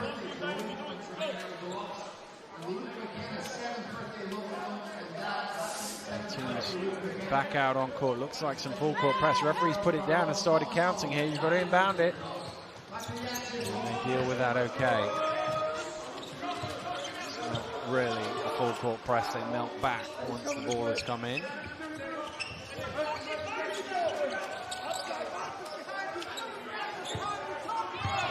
Fraser spinning back.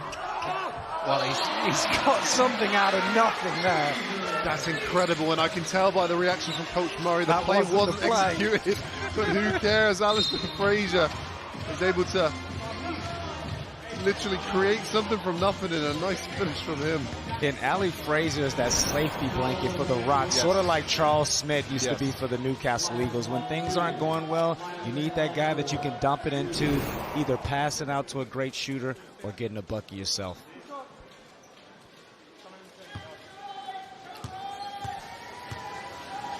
Simmons at the free throw line.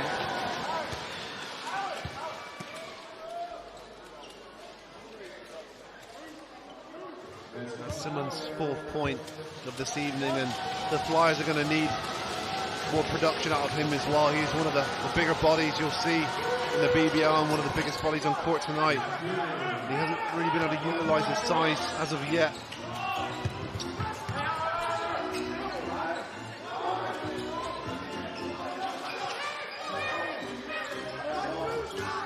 Malcolm. Fraser squares up, now he backs down. Oh, that is too nice! Goodness me, just the feel as well. Ali Fraser knows exactly where his defender is, and he's able to spin around the defender and have that composure and control to finish the play. And that's his signature move. He lulls you to sleep, and then he spins quick baseline on you, displaying great footwork for the big fella. Tremendous footwork and soft hands as well to finish that. Here's Simmons underneath the 2. Good patience there from the Flyers, and looked to me like Jordan Harris hit the ground there. He seems to be struggling with an injury. And that's a play from Simmons that I want to see a tomahawk dunk. Something a little bit more aggressive that inspires the team.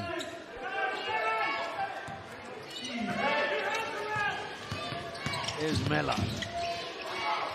Up to Rogers. Gets into the paint and knocks down the jump shot. I like that play for Josh Rogers. He hasn't exactly found his flow from beyond the 3-point line. Nice pump fake there, and pull-up jump shot looks good. And that's a play that I don't know if we see from Josh Rogers last year. More of a one-trick pony from the 3-point line. That says he's worked on his game and gained a lot of confidence. Now he can take it off the dribble. Well, Ali Fraser can score in multiple ways, and he's shown us in all tonight. This is Ali Fraser time, Dan. Clipping it into cruise control because he's got the game. 6 points since that timeout from him. Nice spin from Miller, but no points at the end of it. Harris bringing it forward. Harris wide open for 3. Wow, I should have dropped. Jordan Harris had a lot of time to think about that one, and again, Bristol Flyers escape a 3-point shot from the Rocks.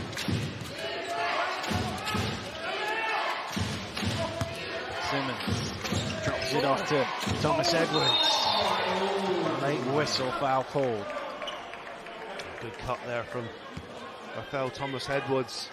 And Simmons unselfishly passed the ball off there to his cutting teammate. Fraser Malcolm called for the foul. Let's have another look at it. It's coming. Another great deal in there. But enough to send Rafael Thomas Edwards to the line. And just the transformation from the big man in today's game, where they displaying great footwork. You know, 20 years ago, those guys, they're stumbling over their feet, tripping, falling down. They're able to make an array of moves with their feet. You saw Kieran Achara in his early days, did you? Is that what you're saying? I thought he was just a 3-point shooter.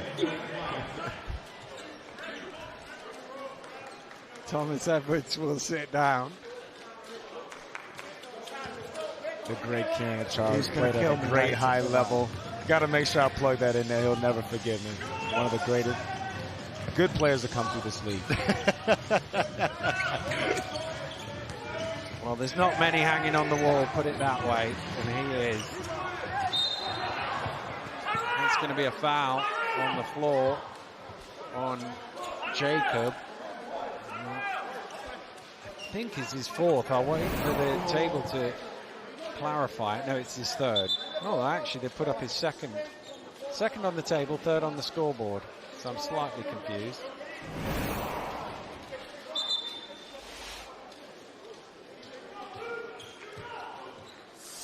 So too is the Bristol bench. Yeah, you can see the hand signals there from the coaches, 2 or 3. There we go. It's gone up and clarified now. It is foul number 3. That's what you have the assistant coaches for, to keep on top of all of that stuff. Look to me, good old-fashioned human error.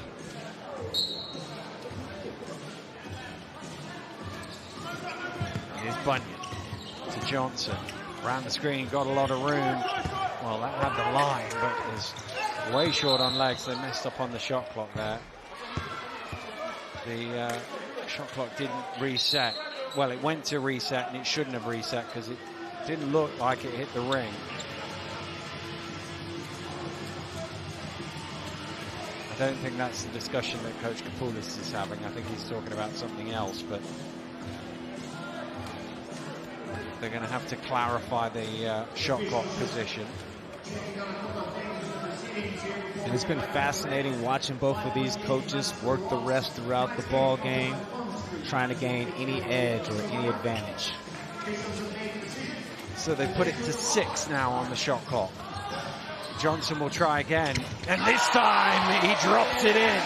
Wow, that's a big play. Again, he's using that screen, and Flyers aren't getting out to him quickly enough, and he punishes them in the getting down that 3. Miller replies with 3 of his own. Oh, we forget how much of an input Miller's had on this game, and again he hits another big 3 in retaliation. 6 points separate the two teams. Just over 100 seconds to play in the third. Fraser again looking to back down, out to Bunyan, resets himself to the fall away this time, and we have seen the full arsenal of Ali Fraser tonight. Goodness me, 8 points in this quarter alone, and they've all been an array of moves or shots to the basket.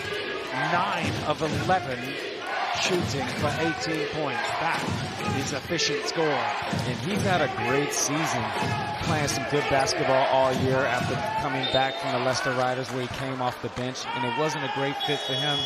And, you know, people don't understand being a 6th man, someone like Darius Defoe. It's a skill to have the ability to come off the bench and produce. It's not for everyone.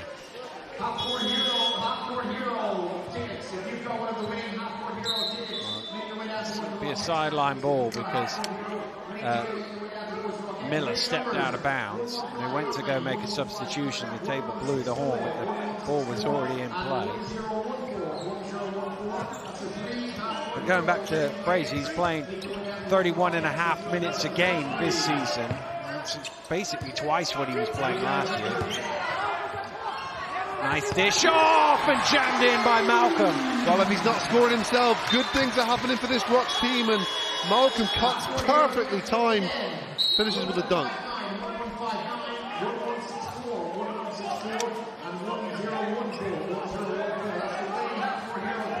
As you see the Bristol Flyers players having those conversations with one another, trying to get on the same page, talking about the help side defense, seeing if they can shore it up.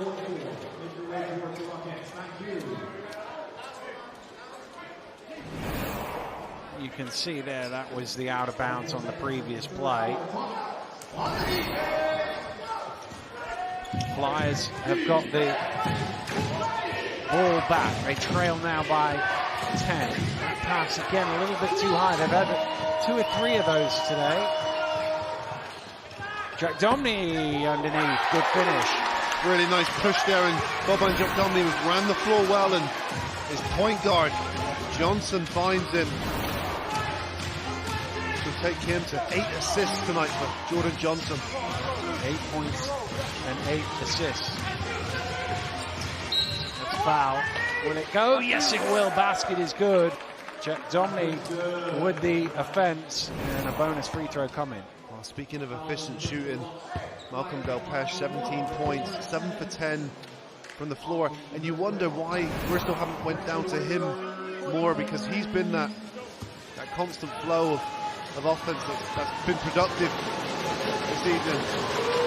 And since his return to the BBL, I must say he is a much improved player. Yes, he's been fantastic. Johnson at speed.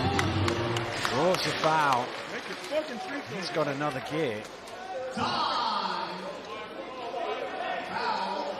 1.1 second remaining in this third quarter. Johnson trying to ensure that his team leave the period with a bigger lead than they came into it with. Well, and that was one of the more pleasing things you'll hear if you're a Rocks fan in your interview, Drew. He said, "Look, it's not about me; it's about the team." And he doesn't need to jack up X amount of shots to make himself feel good. He's here with a very healthy stat line. Was it 9 points, 8 assists, and his team are up. And they're up by 12. Del Pesh from inside his own half, not too far away.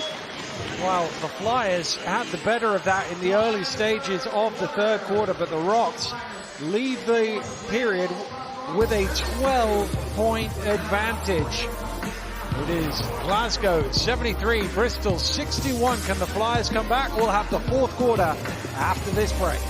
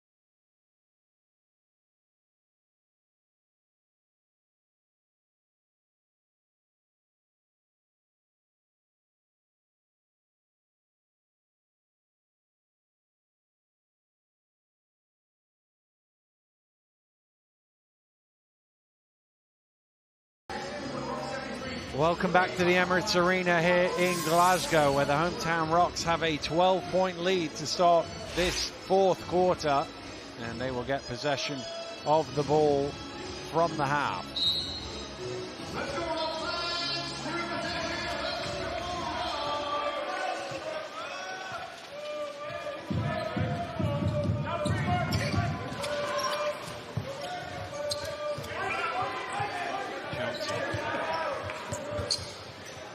Gets it back. Shot clock getting low. Needs to go up here. Johnson gets it away in time and knocks it down on the shot clock buzzer. Jordan Johnson, that's a huge play. Just because the defensive intent was there from the Bristol Flyers. Huge play.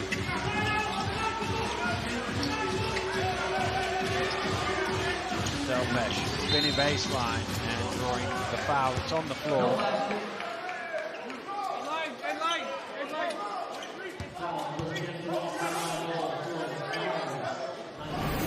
Well, here's another look at it. You can See, they were looking for something. Gets it away. Zero's on the clock while the ball's in the air.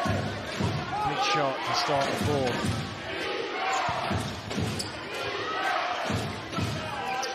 Miller misses. Jacob on the offensive rebound.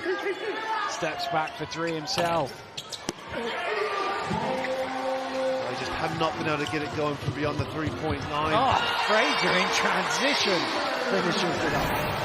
How good has he been in the second half?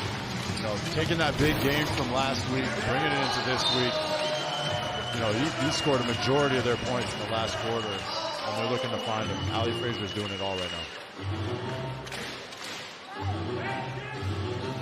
Another one of those outward passes there from the Flyers to turn it over yet again.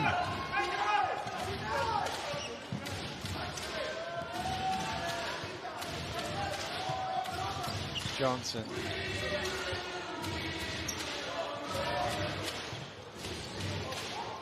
Jack Domney, top of the key, too strong.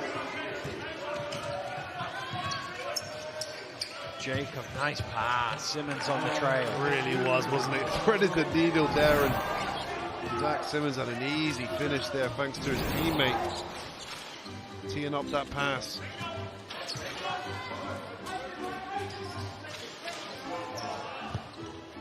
Fraser. Oh, man, what a game he's having. Why not? Whenever in doubt, give the ball to Ali Fraser, and he'll do the rest. Ali Fraser for King of Scotland. Here's Johnson. Out to Hillsman for three. Not quite. Johnson, by the way, on that Fraser free, got his 10th assist of the game. 13 points, 10 assists.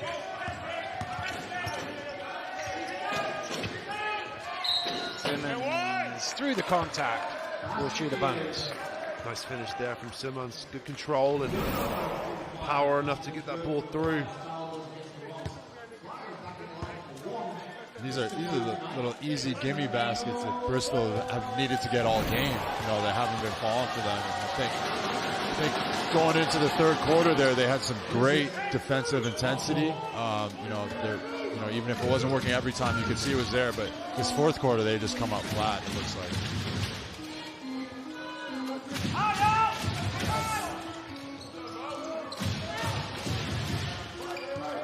Johnson with the quick step. Foul call. He's just been a handful, isn't he, Jordan Johnson? You don't really know what to do with him because he's capable of hitting that three-point shot. You have to honor that and get up on him enough where he can just blow by you because of his speed. Yeah, and looking at his stat line, he's got 10 assists right now as well. So doing it from all angles, creating for himself, creating for others, being a true leader for this Glasgow Rocks team. Remember, we're doing river actions. You want to be the trail pick? All right, got it. We know he likes to go to the chippy in Scotland. Maybe it'd be a celebratory chippy dinner tonight for him. Yum yums. Those are really good. Rebound pulled in by Jack Domney. Healthy food is available too. The diet of a professional basketball player. Yum yums and chicken. Here's Johnson.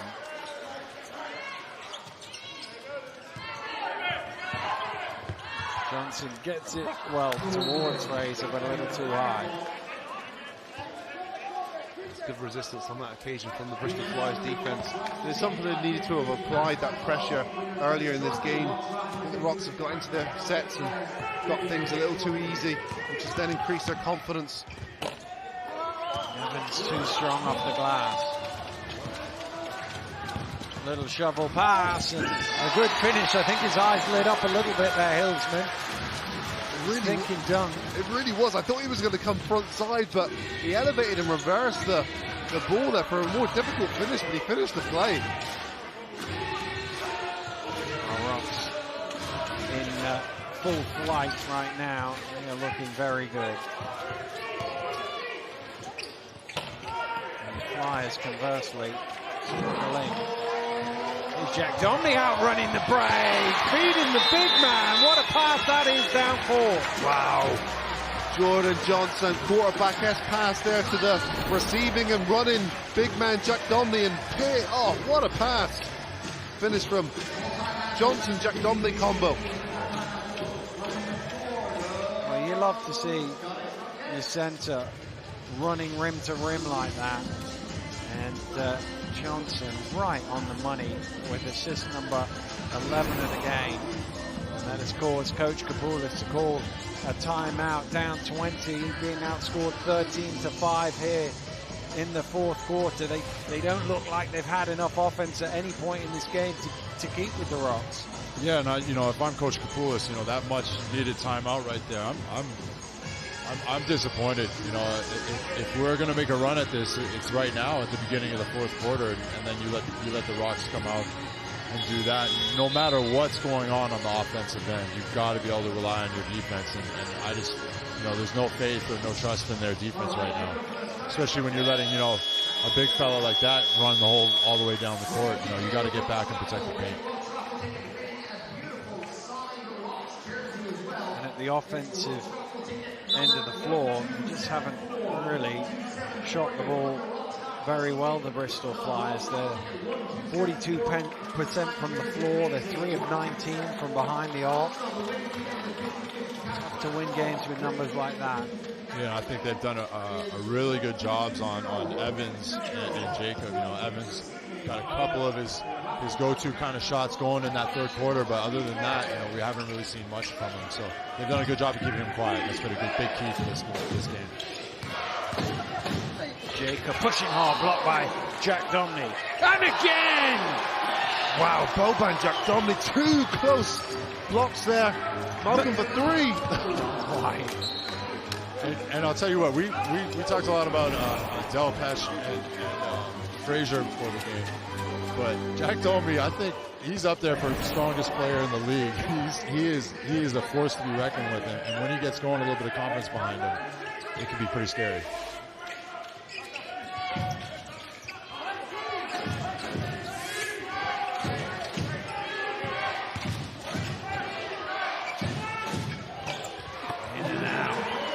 Miller in the corner, pass thrown straight to Simmons. Again from the same spot, this time it's Thomas Edwards' shot who doesn't go, and that will be a jump ball. Or it would have been 15 years ago. It'll be a sideline ball on the possession arrow. Even with the numbers down, Simmons there jumps in there to create a turnover and regain possession, but they still aren't able to capitalise. Simmons for 3. And they managed to steal it right back. And the alley-oop is left short by Delpesh. Battling away underneath. There's plenty going on in there. The team's still going at it. Somehow the Rocks come out with it. Johnson all the way to the bucket. Goodness me, he's so good in the open floor as well. You just know that something good was going to come at the end of that, whether it's via him scoring or his teammate. Nice play again from Jordan Johnson.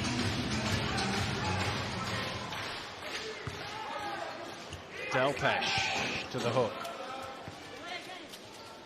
Again, something looks so simple, doesn't it, when you pass the ball in? I think that basketball across the world, I think they should just pass to the post players and see what happens. What do you think, Mike?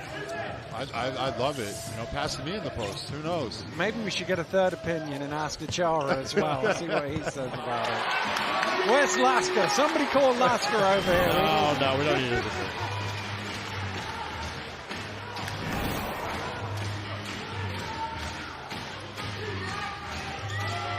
Here's Jacob. Driving through, it came off his leg. And it's getting ugly now for Bristol. And again, the Bristol Flyers out there looking much more like individuals than a team at the moment. No flow to the offense, not a lot of plays being called, and they're just not working together as a unit. In a game like this, you got to keep chipping away. You're running out of time here, but little plays, costly plays like that just make the bleeding look worse. It goes back to what you're saying as well, Mike, about trusting one another. When your team's in an adversity, you got to come together and collectively trust each other. They're not doing that. You've got individuals that are trying to save themselves or save the team from further deficit. Well, it would have been a shot clock violation if it hadn't gone out of bounds first. One stat I know that is painstakingly obvious if you're a Flyers fan is that 3-point shooting today, 3 for 22, equates to 13%. 4 for 23. Just perfect time. It's who's counting though?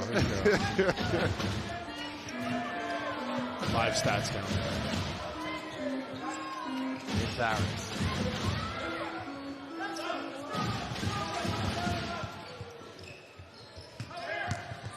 Harris to the spin. Doesn't get the roll, but he will shoot too.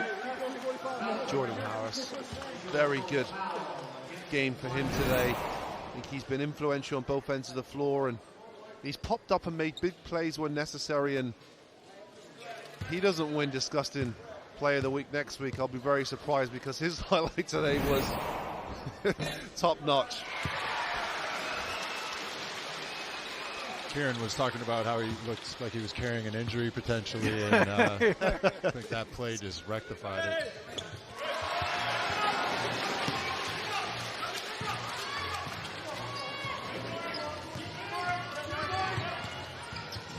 Evans into the paint. Didn't have too much of that today. But the times that he has got to that, he's been effective with it. And I think that as a team, they've maybe not looked to him for that, or he's shied away from it a little bit. I think it's a shame, because the game could have been in a different place. Running off the mark. Domney with the offensive rebound, too strong on the putback. He still fights for it. He still has it, and he scores. Mike, you're right. That guy's hands and his strength there, he just gravitates towards the ball there and just throwing defenders off his arm. So I've had to guard him, so I've had first-hand experience on that. Jacob blocked by Hendry. That's a great block there from Hendry to deny Jacob. Scottish-Canadian Hendry there. Shout out to Canada.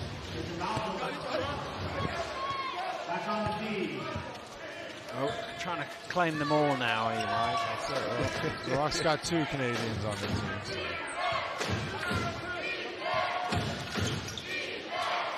Evans for 3, knocks it down. Boy, could they have done with him to be shooting the ball like that earlier on in this game. Look how easy he's able to do that.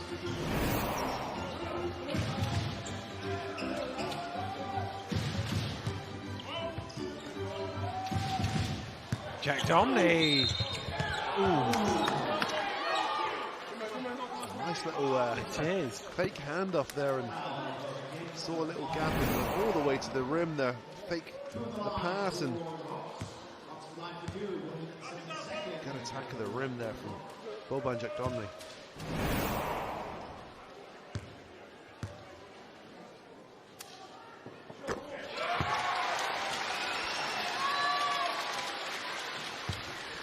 This will do him the world of good for his confidence as well. I mean, again, he's a guy that was relied on heavily last year, so playing substantial minutes this year. It's been reduced, so he's going to have to find that role now on this team where he can be most efficient.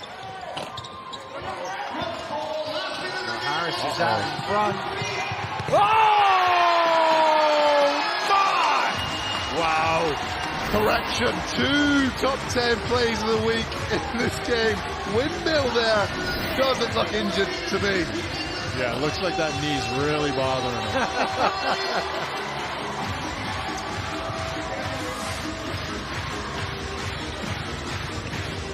Well, the Rocks fans, as they always are, on their feet for the final minute, and they have really loved what they've seen from their team tonight, no doubt about that.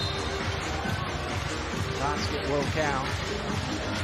That's actually not a bad outcome for the Rocks on this foul here, because there's 25.2 seconds left. You know, everybody in the building wants to see 100 points on the board. They will have to shoot it. They can't dribble it out because of the shot clock.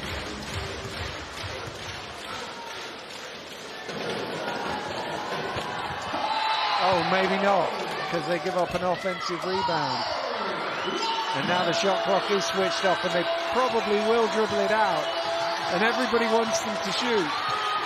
Or will they? Maybe they are going for it. It looks like he wants to finish the game here.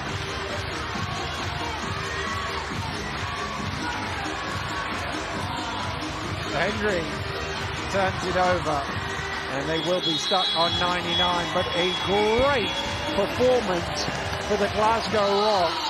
I mean, but for a couple of minutes, they dominated this game.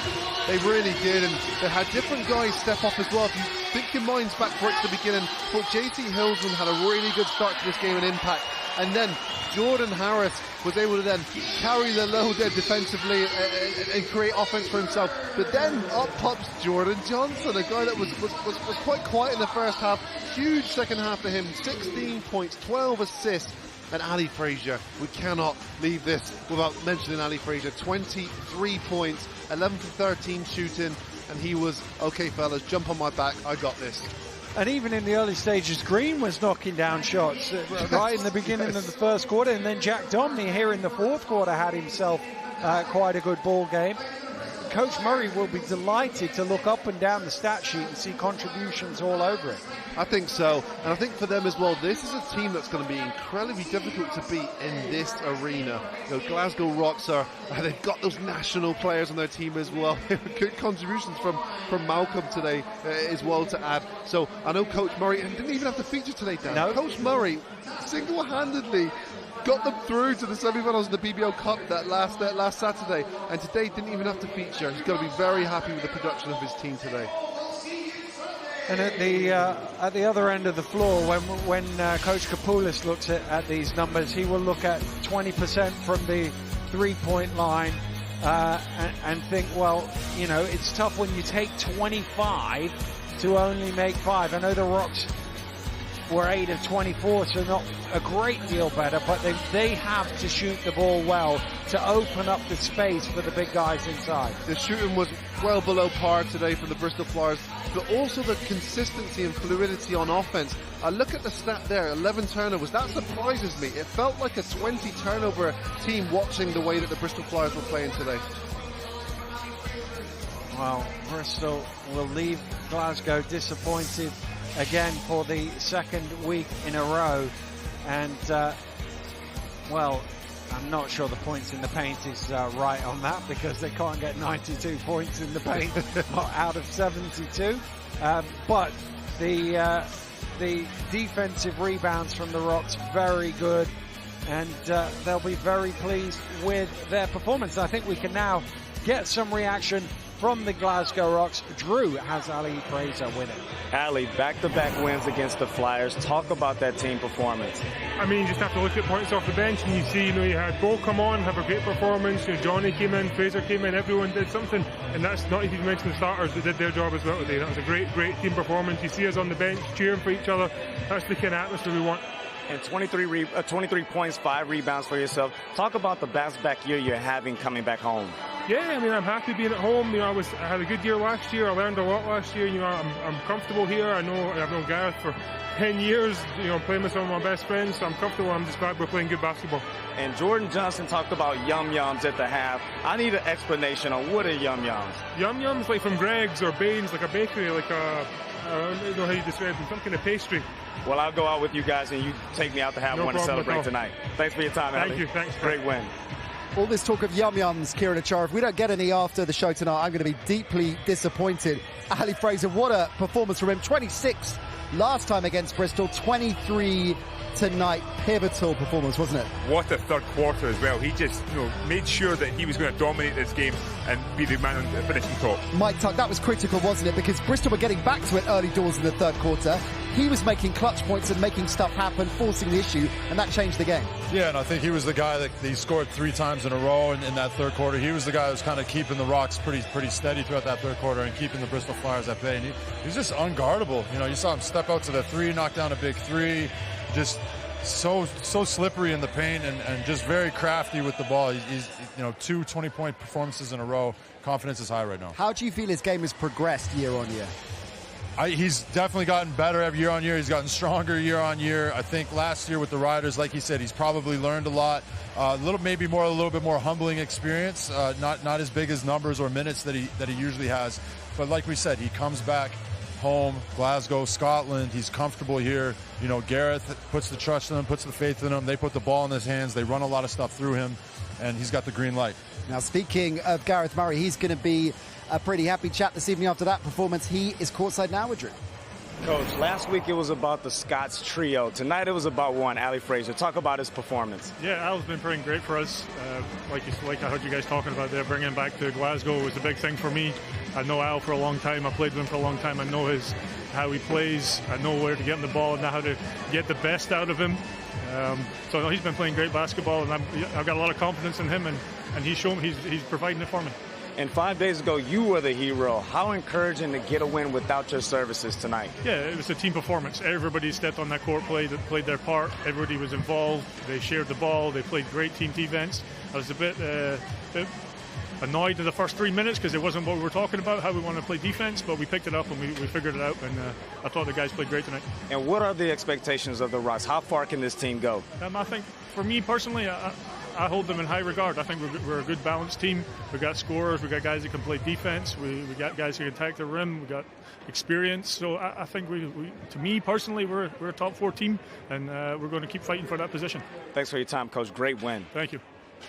It's a great point from Drew. We didn't see him on court all night. This time last year, he was putting 35, 38 minutes in most of the games we were watching him play in. Well, he had to, and now he can sit back and watch and learn and contribute when he needs to. And I think that's a great, great asset to have.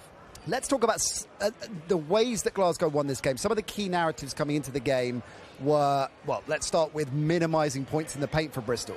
How did the Glasgow defense manage to do that tonight? I think that they held them to one shot, and they led the way with the defensive rebounds. So there was not a lot of second chance points on the board for Bristol, and their key players stepped up, especially a guy like Johnson.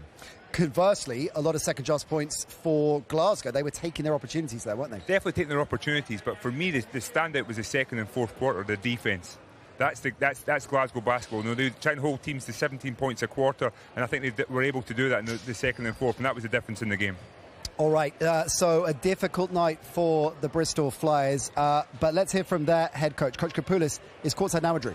Coach, tough out tonight. Where did it go wrong for you guys? Well, Glasgow played with great intensity. At times their defense was very tough. They got a lot of points in transition, second chance points as well, really hurt us. First half, we felt we missed a few easy ones around the bucket, and that could have kept us a little bit closer, but our defense, we could not contain them. Second half, we made a bit more effort. I thought our defense intensity raised. The third quarter, we managed to get it down to 5 points. But again, just that it ran away from us. I thought their intensity on defense, their physicality, in that regard was to a much higher level than it was required by us. We were not able to match that. And the guys said in the fourth, it seemed like those guys lost a little bit of trust. Do you attribute that to the youth? Yeah, I think so. I think a little bit of experience. I think, it's tough. We felt it a little bit. I think we're a little bit tired in our fourth quarter, you could say it. But also we've got to understand that we've got to play together in those moments, and it has to happen on the defensive end. We cannot fill ourselves through the offense, and you've got to go difficult patches. The other team's defensive intensity could be really high, but you've got to match that as well, the other end, and we were not able to do that, unfortunately, today. And after back-to-back losses, what will be the message to the team in the locker room? Just going back to the drawing board, we've got the international window. We've got to rest. We've got some injuries, a few little things that have been with us for a while. So I think that's the first thing. We've got to look after our bodies. Second thing, we've got to look ourselves, the areas that we need to improve our game. We've got to have more consistency and more physicality on the defensive end. We've got to be more together on those difficult moments of a game. And really, I think for us, we're a young team, so we're learning. So we've got to look at that game. Glasgow made adjustments. We made adjustments as well. But they were better at executing the game plan, and we've got to bring the game plan to life, and we've got to be more consistent in the way we do it for 40 minutes because there are no easy games in the BBL, and especially playing away from home. A team like Glasgow, they're ready for you, and you've got to be ready to deal with the punches. Thanks for your time, Coach. Thank you very much. Yeah, you mentioned adjustments. They certainly made some effective adjustments at half-time, didn't they? Because they got right back into the game at the start of the third quarter. Yeah, and I think that was the biggest thing. Their defensive intensity stepped up in that third quarter, and that's what we didn't see from them in the fourth quarter, which let the game get away from them. And the other thing was that their guards, that they rely on heavily for scoring, never really got going. A guy like Evans and Jacob, and even Miller, who finished with 12 points but didn't really shoot the ball that well. I think it was like 3 for 10 or 3 for 11. So the guard play that they heavily rely on never really got going. So from there on, it was a tough trip for them. Different, of course, for the Rocks. A number of their players really got going, including Jordan Johnson. Big night for him. He was really an honourable mention in terms of the MVP discussion. A double-double for him. Kieran, 16 points and 12 assists. I just love his game. Like I said, he was that human photo filter. He just finds a way to enhance the product and enhance the Glasgow Rocks.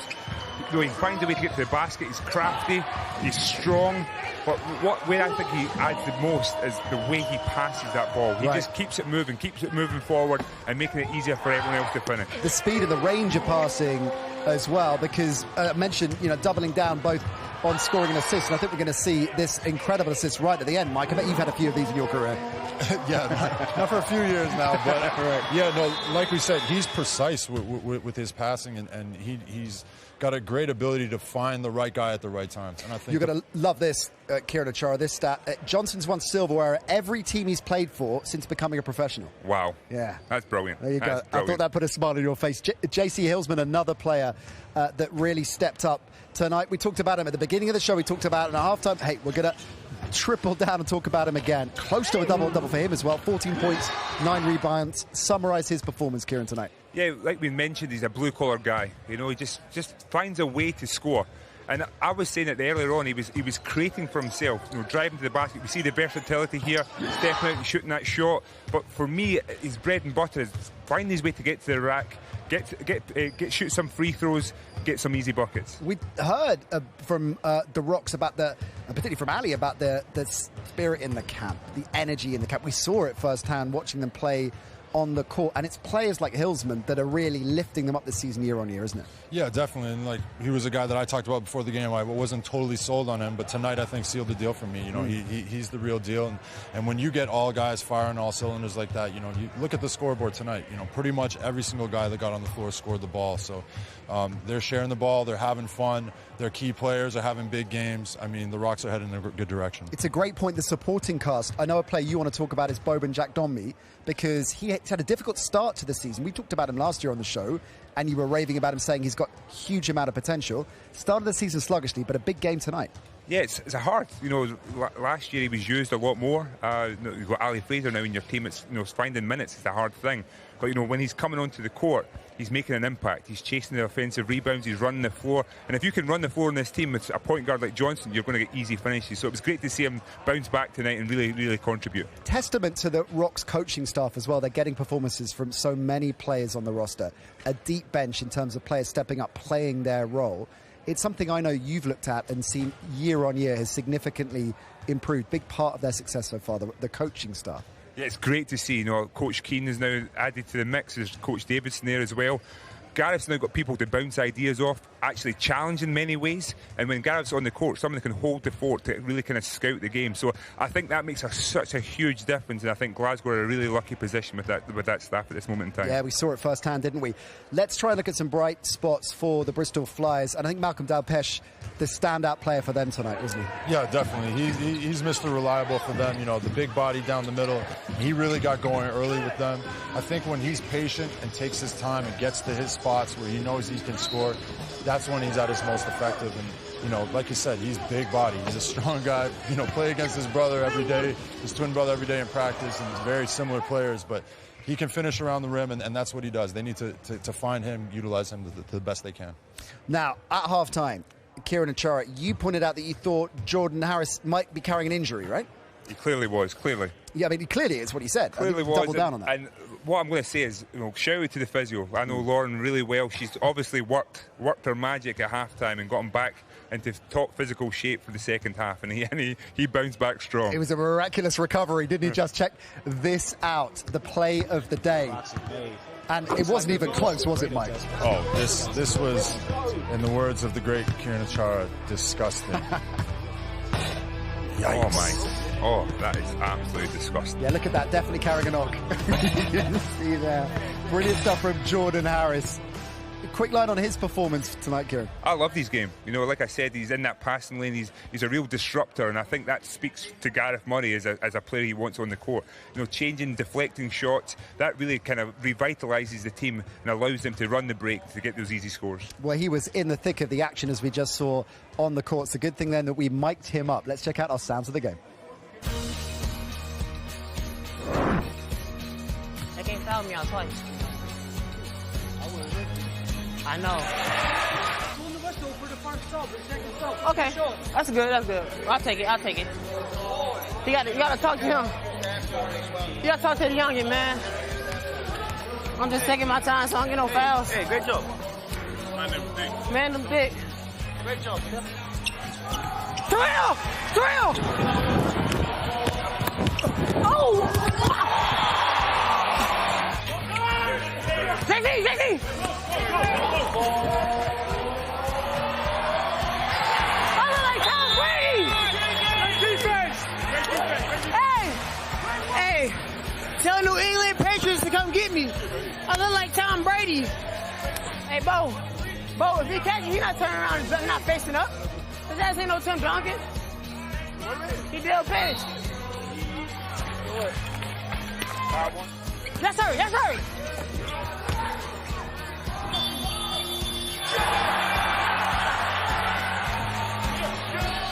Apologies to Jordan Johnson. He, of course, was the Glasgow Rock mic'd up, presumably based on what we've just seen over the last 90 seconds. He'll let me know that as well. Let me know that I got that wrong. Big night for the Rocks. And, of course, they're into the semi-finals of the BBL Cup as well. And we talked about the potential for this organisation to take down some silverware. Well, confirmation of the quarter-final results in the BBL Cup. The Lions... Should we just skate over that quickly? Mike Tuck, I think we should. Yeah. Wow. The Riders, how about that? Because we saw the Phoenix back-to-back getting blown out on Sky Sports. And then the very next day, after their second big defeat, they go and run the Riders right to the wire. The Rocks took down the Flyers, of course, again, we talked about at the top of the show. And the Manchester Giants, who looked impressive live on Sky Sports last time out, taking down Surrey and into the semi-final. So that's the semi-final matchup. Lions-Riders. Wow. What about that? And the Glasgow Rocks taking on the Manchester Giants. Seeing as you've got no skin in the game now, Mike Tuck, which way are you leaning on that one? It's a tough one. The Lions and the Riders matchup is really good. If I'm edging it towards London because obviously we just played them. And then Manchester versus Glasgow is... Yeah, cheers, buddy. Thanks for the reminder. Manchester Glasgow is an interesting one as well. You know, obviously they were both in the North group, so they've seen each other. They played each other a few times. They're going to be familiar with each other's games. Choose your words wisely. You're just going to give me two words, Glasgow Rocks, if I ask you that question, right? Who's taking the cup? I'm going Glasgow because of the confidence, the 2 wins they've got right now. I think all the balls are rolling in their Got to be happy with that answer. Very much so. And at Glasgow Rocks, it was every other year we made the cup final. So that's why I'm rooting. Did you win a cup final? Every other year we made the cup final. So, I'll let them work this out as we take a look at this. What is coming up over the next 4 weeks in the BBL on Sky Sports.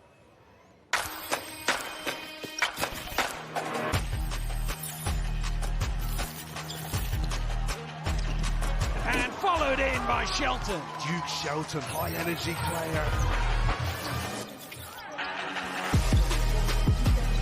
Justin Robinson, clean as you like for 3. Stolen away again by the Giants. And look at Clark out in front with the jam. Drives in, drops it off to Mohawk, jams it in.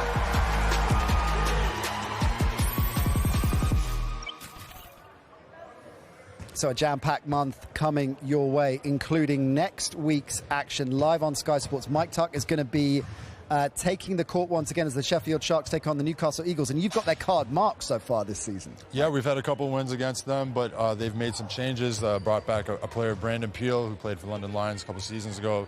And he's been a great change for them. He's a great prolific scorer in this league and get a bit of a X-Man, does a little bit of everything. So he's definitely going to change the game for them. So we got to scout up and be ready. When we saw Newcastle at the top of the season, a little bit sluggish, but they're starting to get into their groove, aren't they? Find that rhythm, and I think, like Mike said, Peel is one of those players who's a real impact player who can make all the difference. Make sure you join us next week then for the Sheffield Sharks and Mike Tuck and co in action. Strong start to the season for them in the league, and they take on the Eagles in Newcastle, a 7 o'clock on air, 7:30 tip as usual.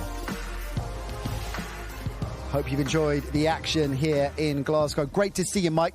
Go well next week. We'll see you then. Kieran, also a pleasure as ever, and that's going to be a big smile on his face for the rest of the week after this Rocks performance. They are back in business, and maybe they're contenders. We'll see you next Friday. Bye for now.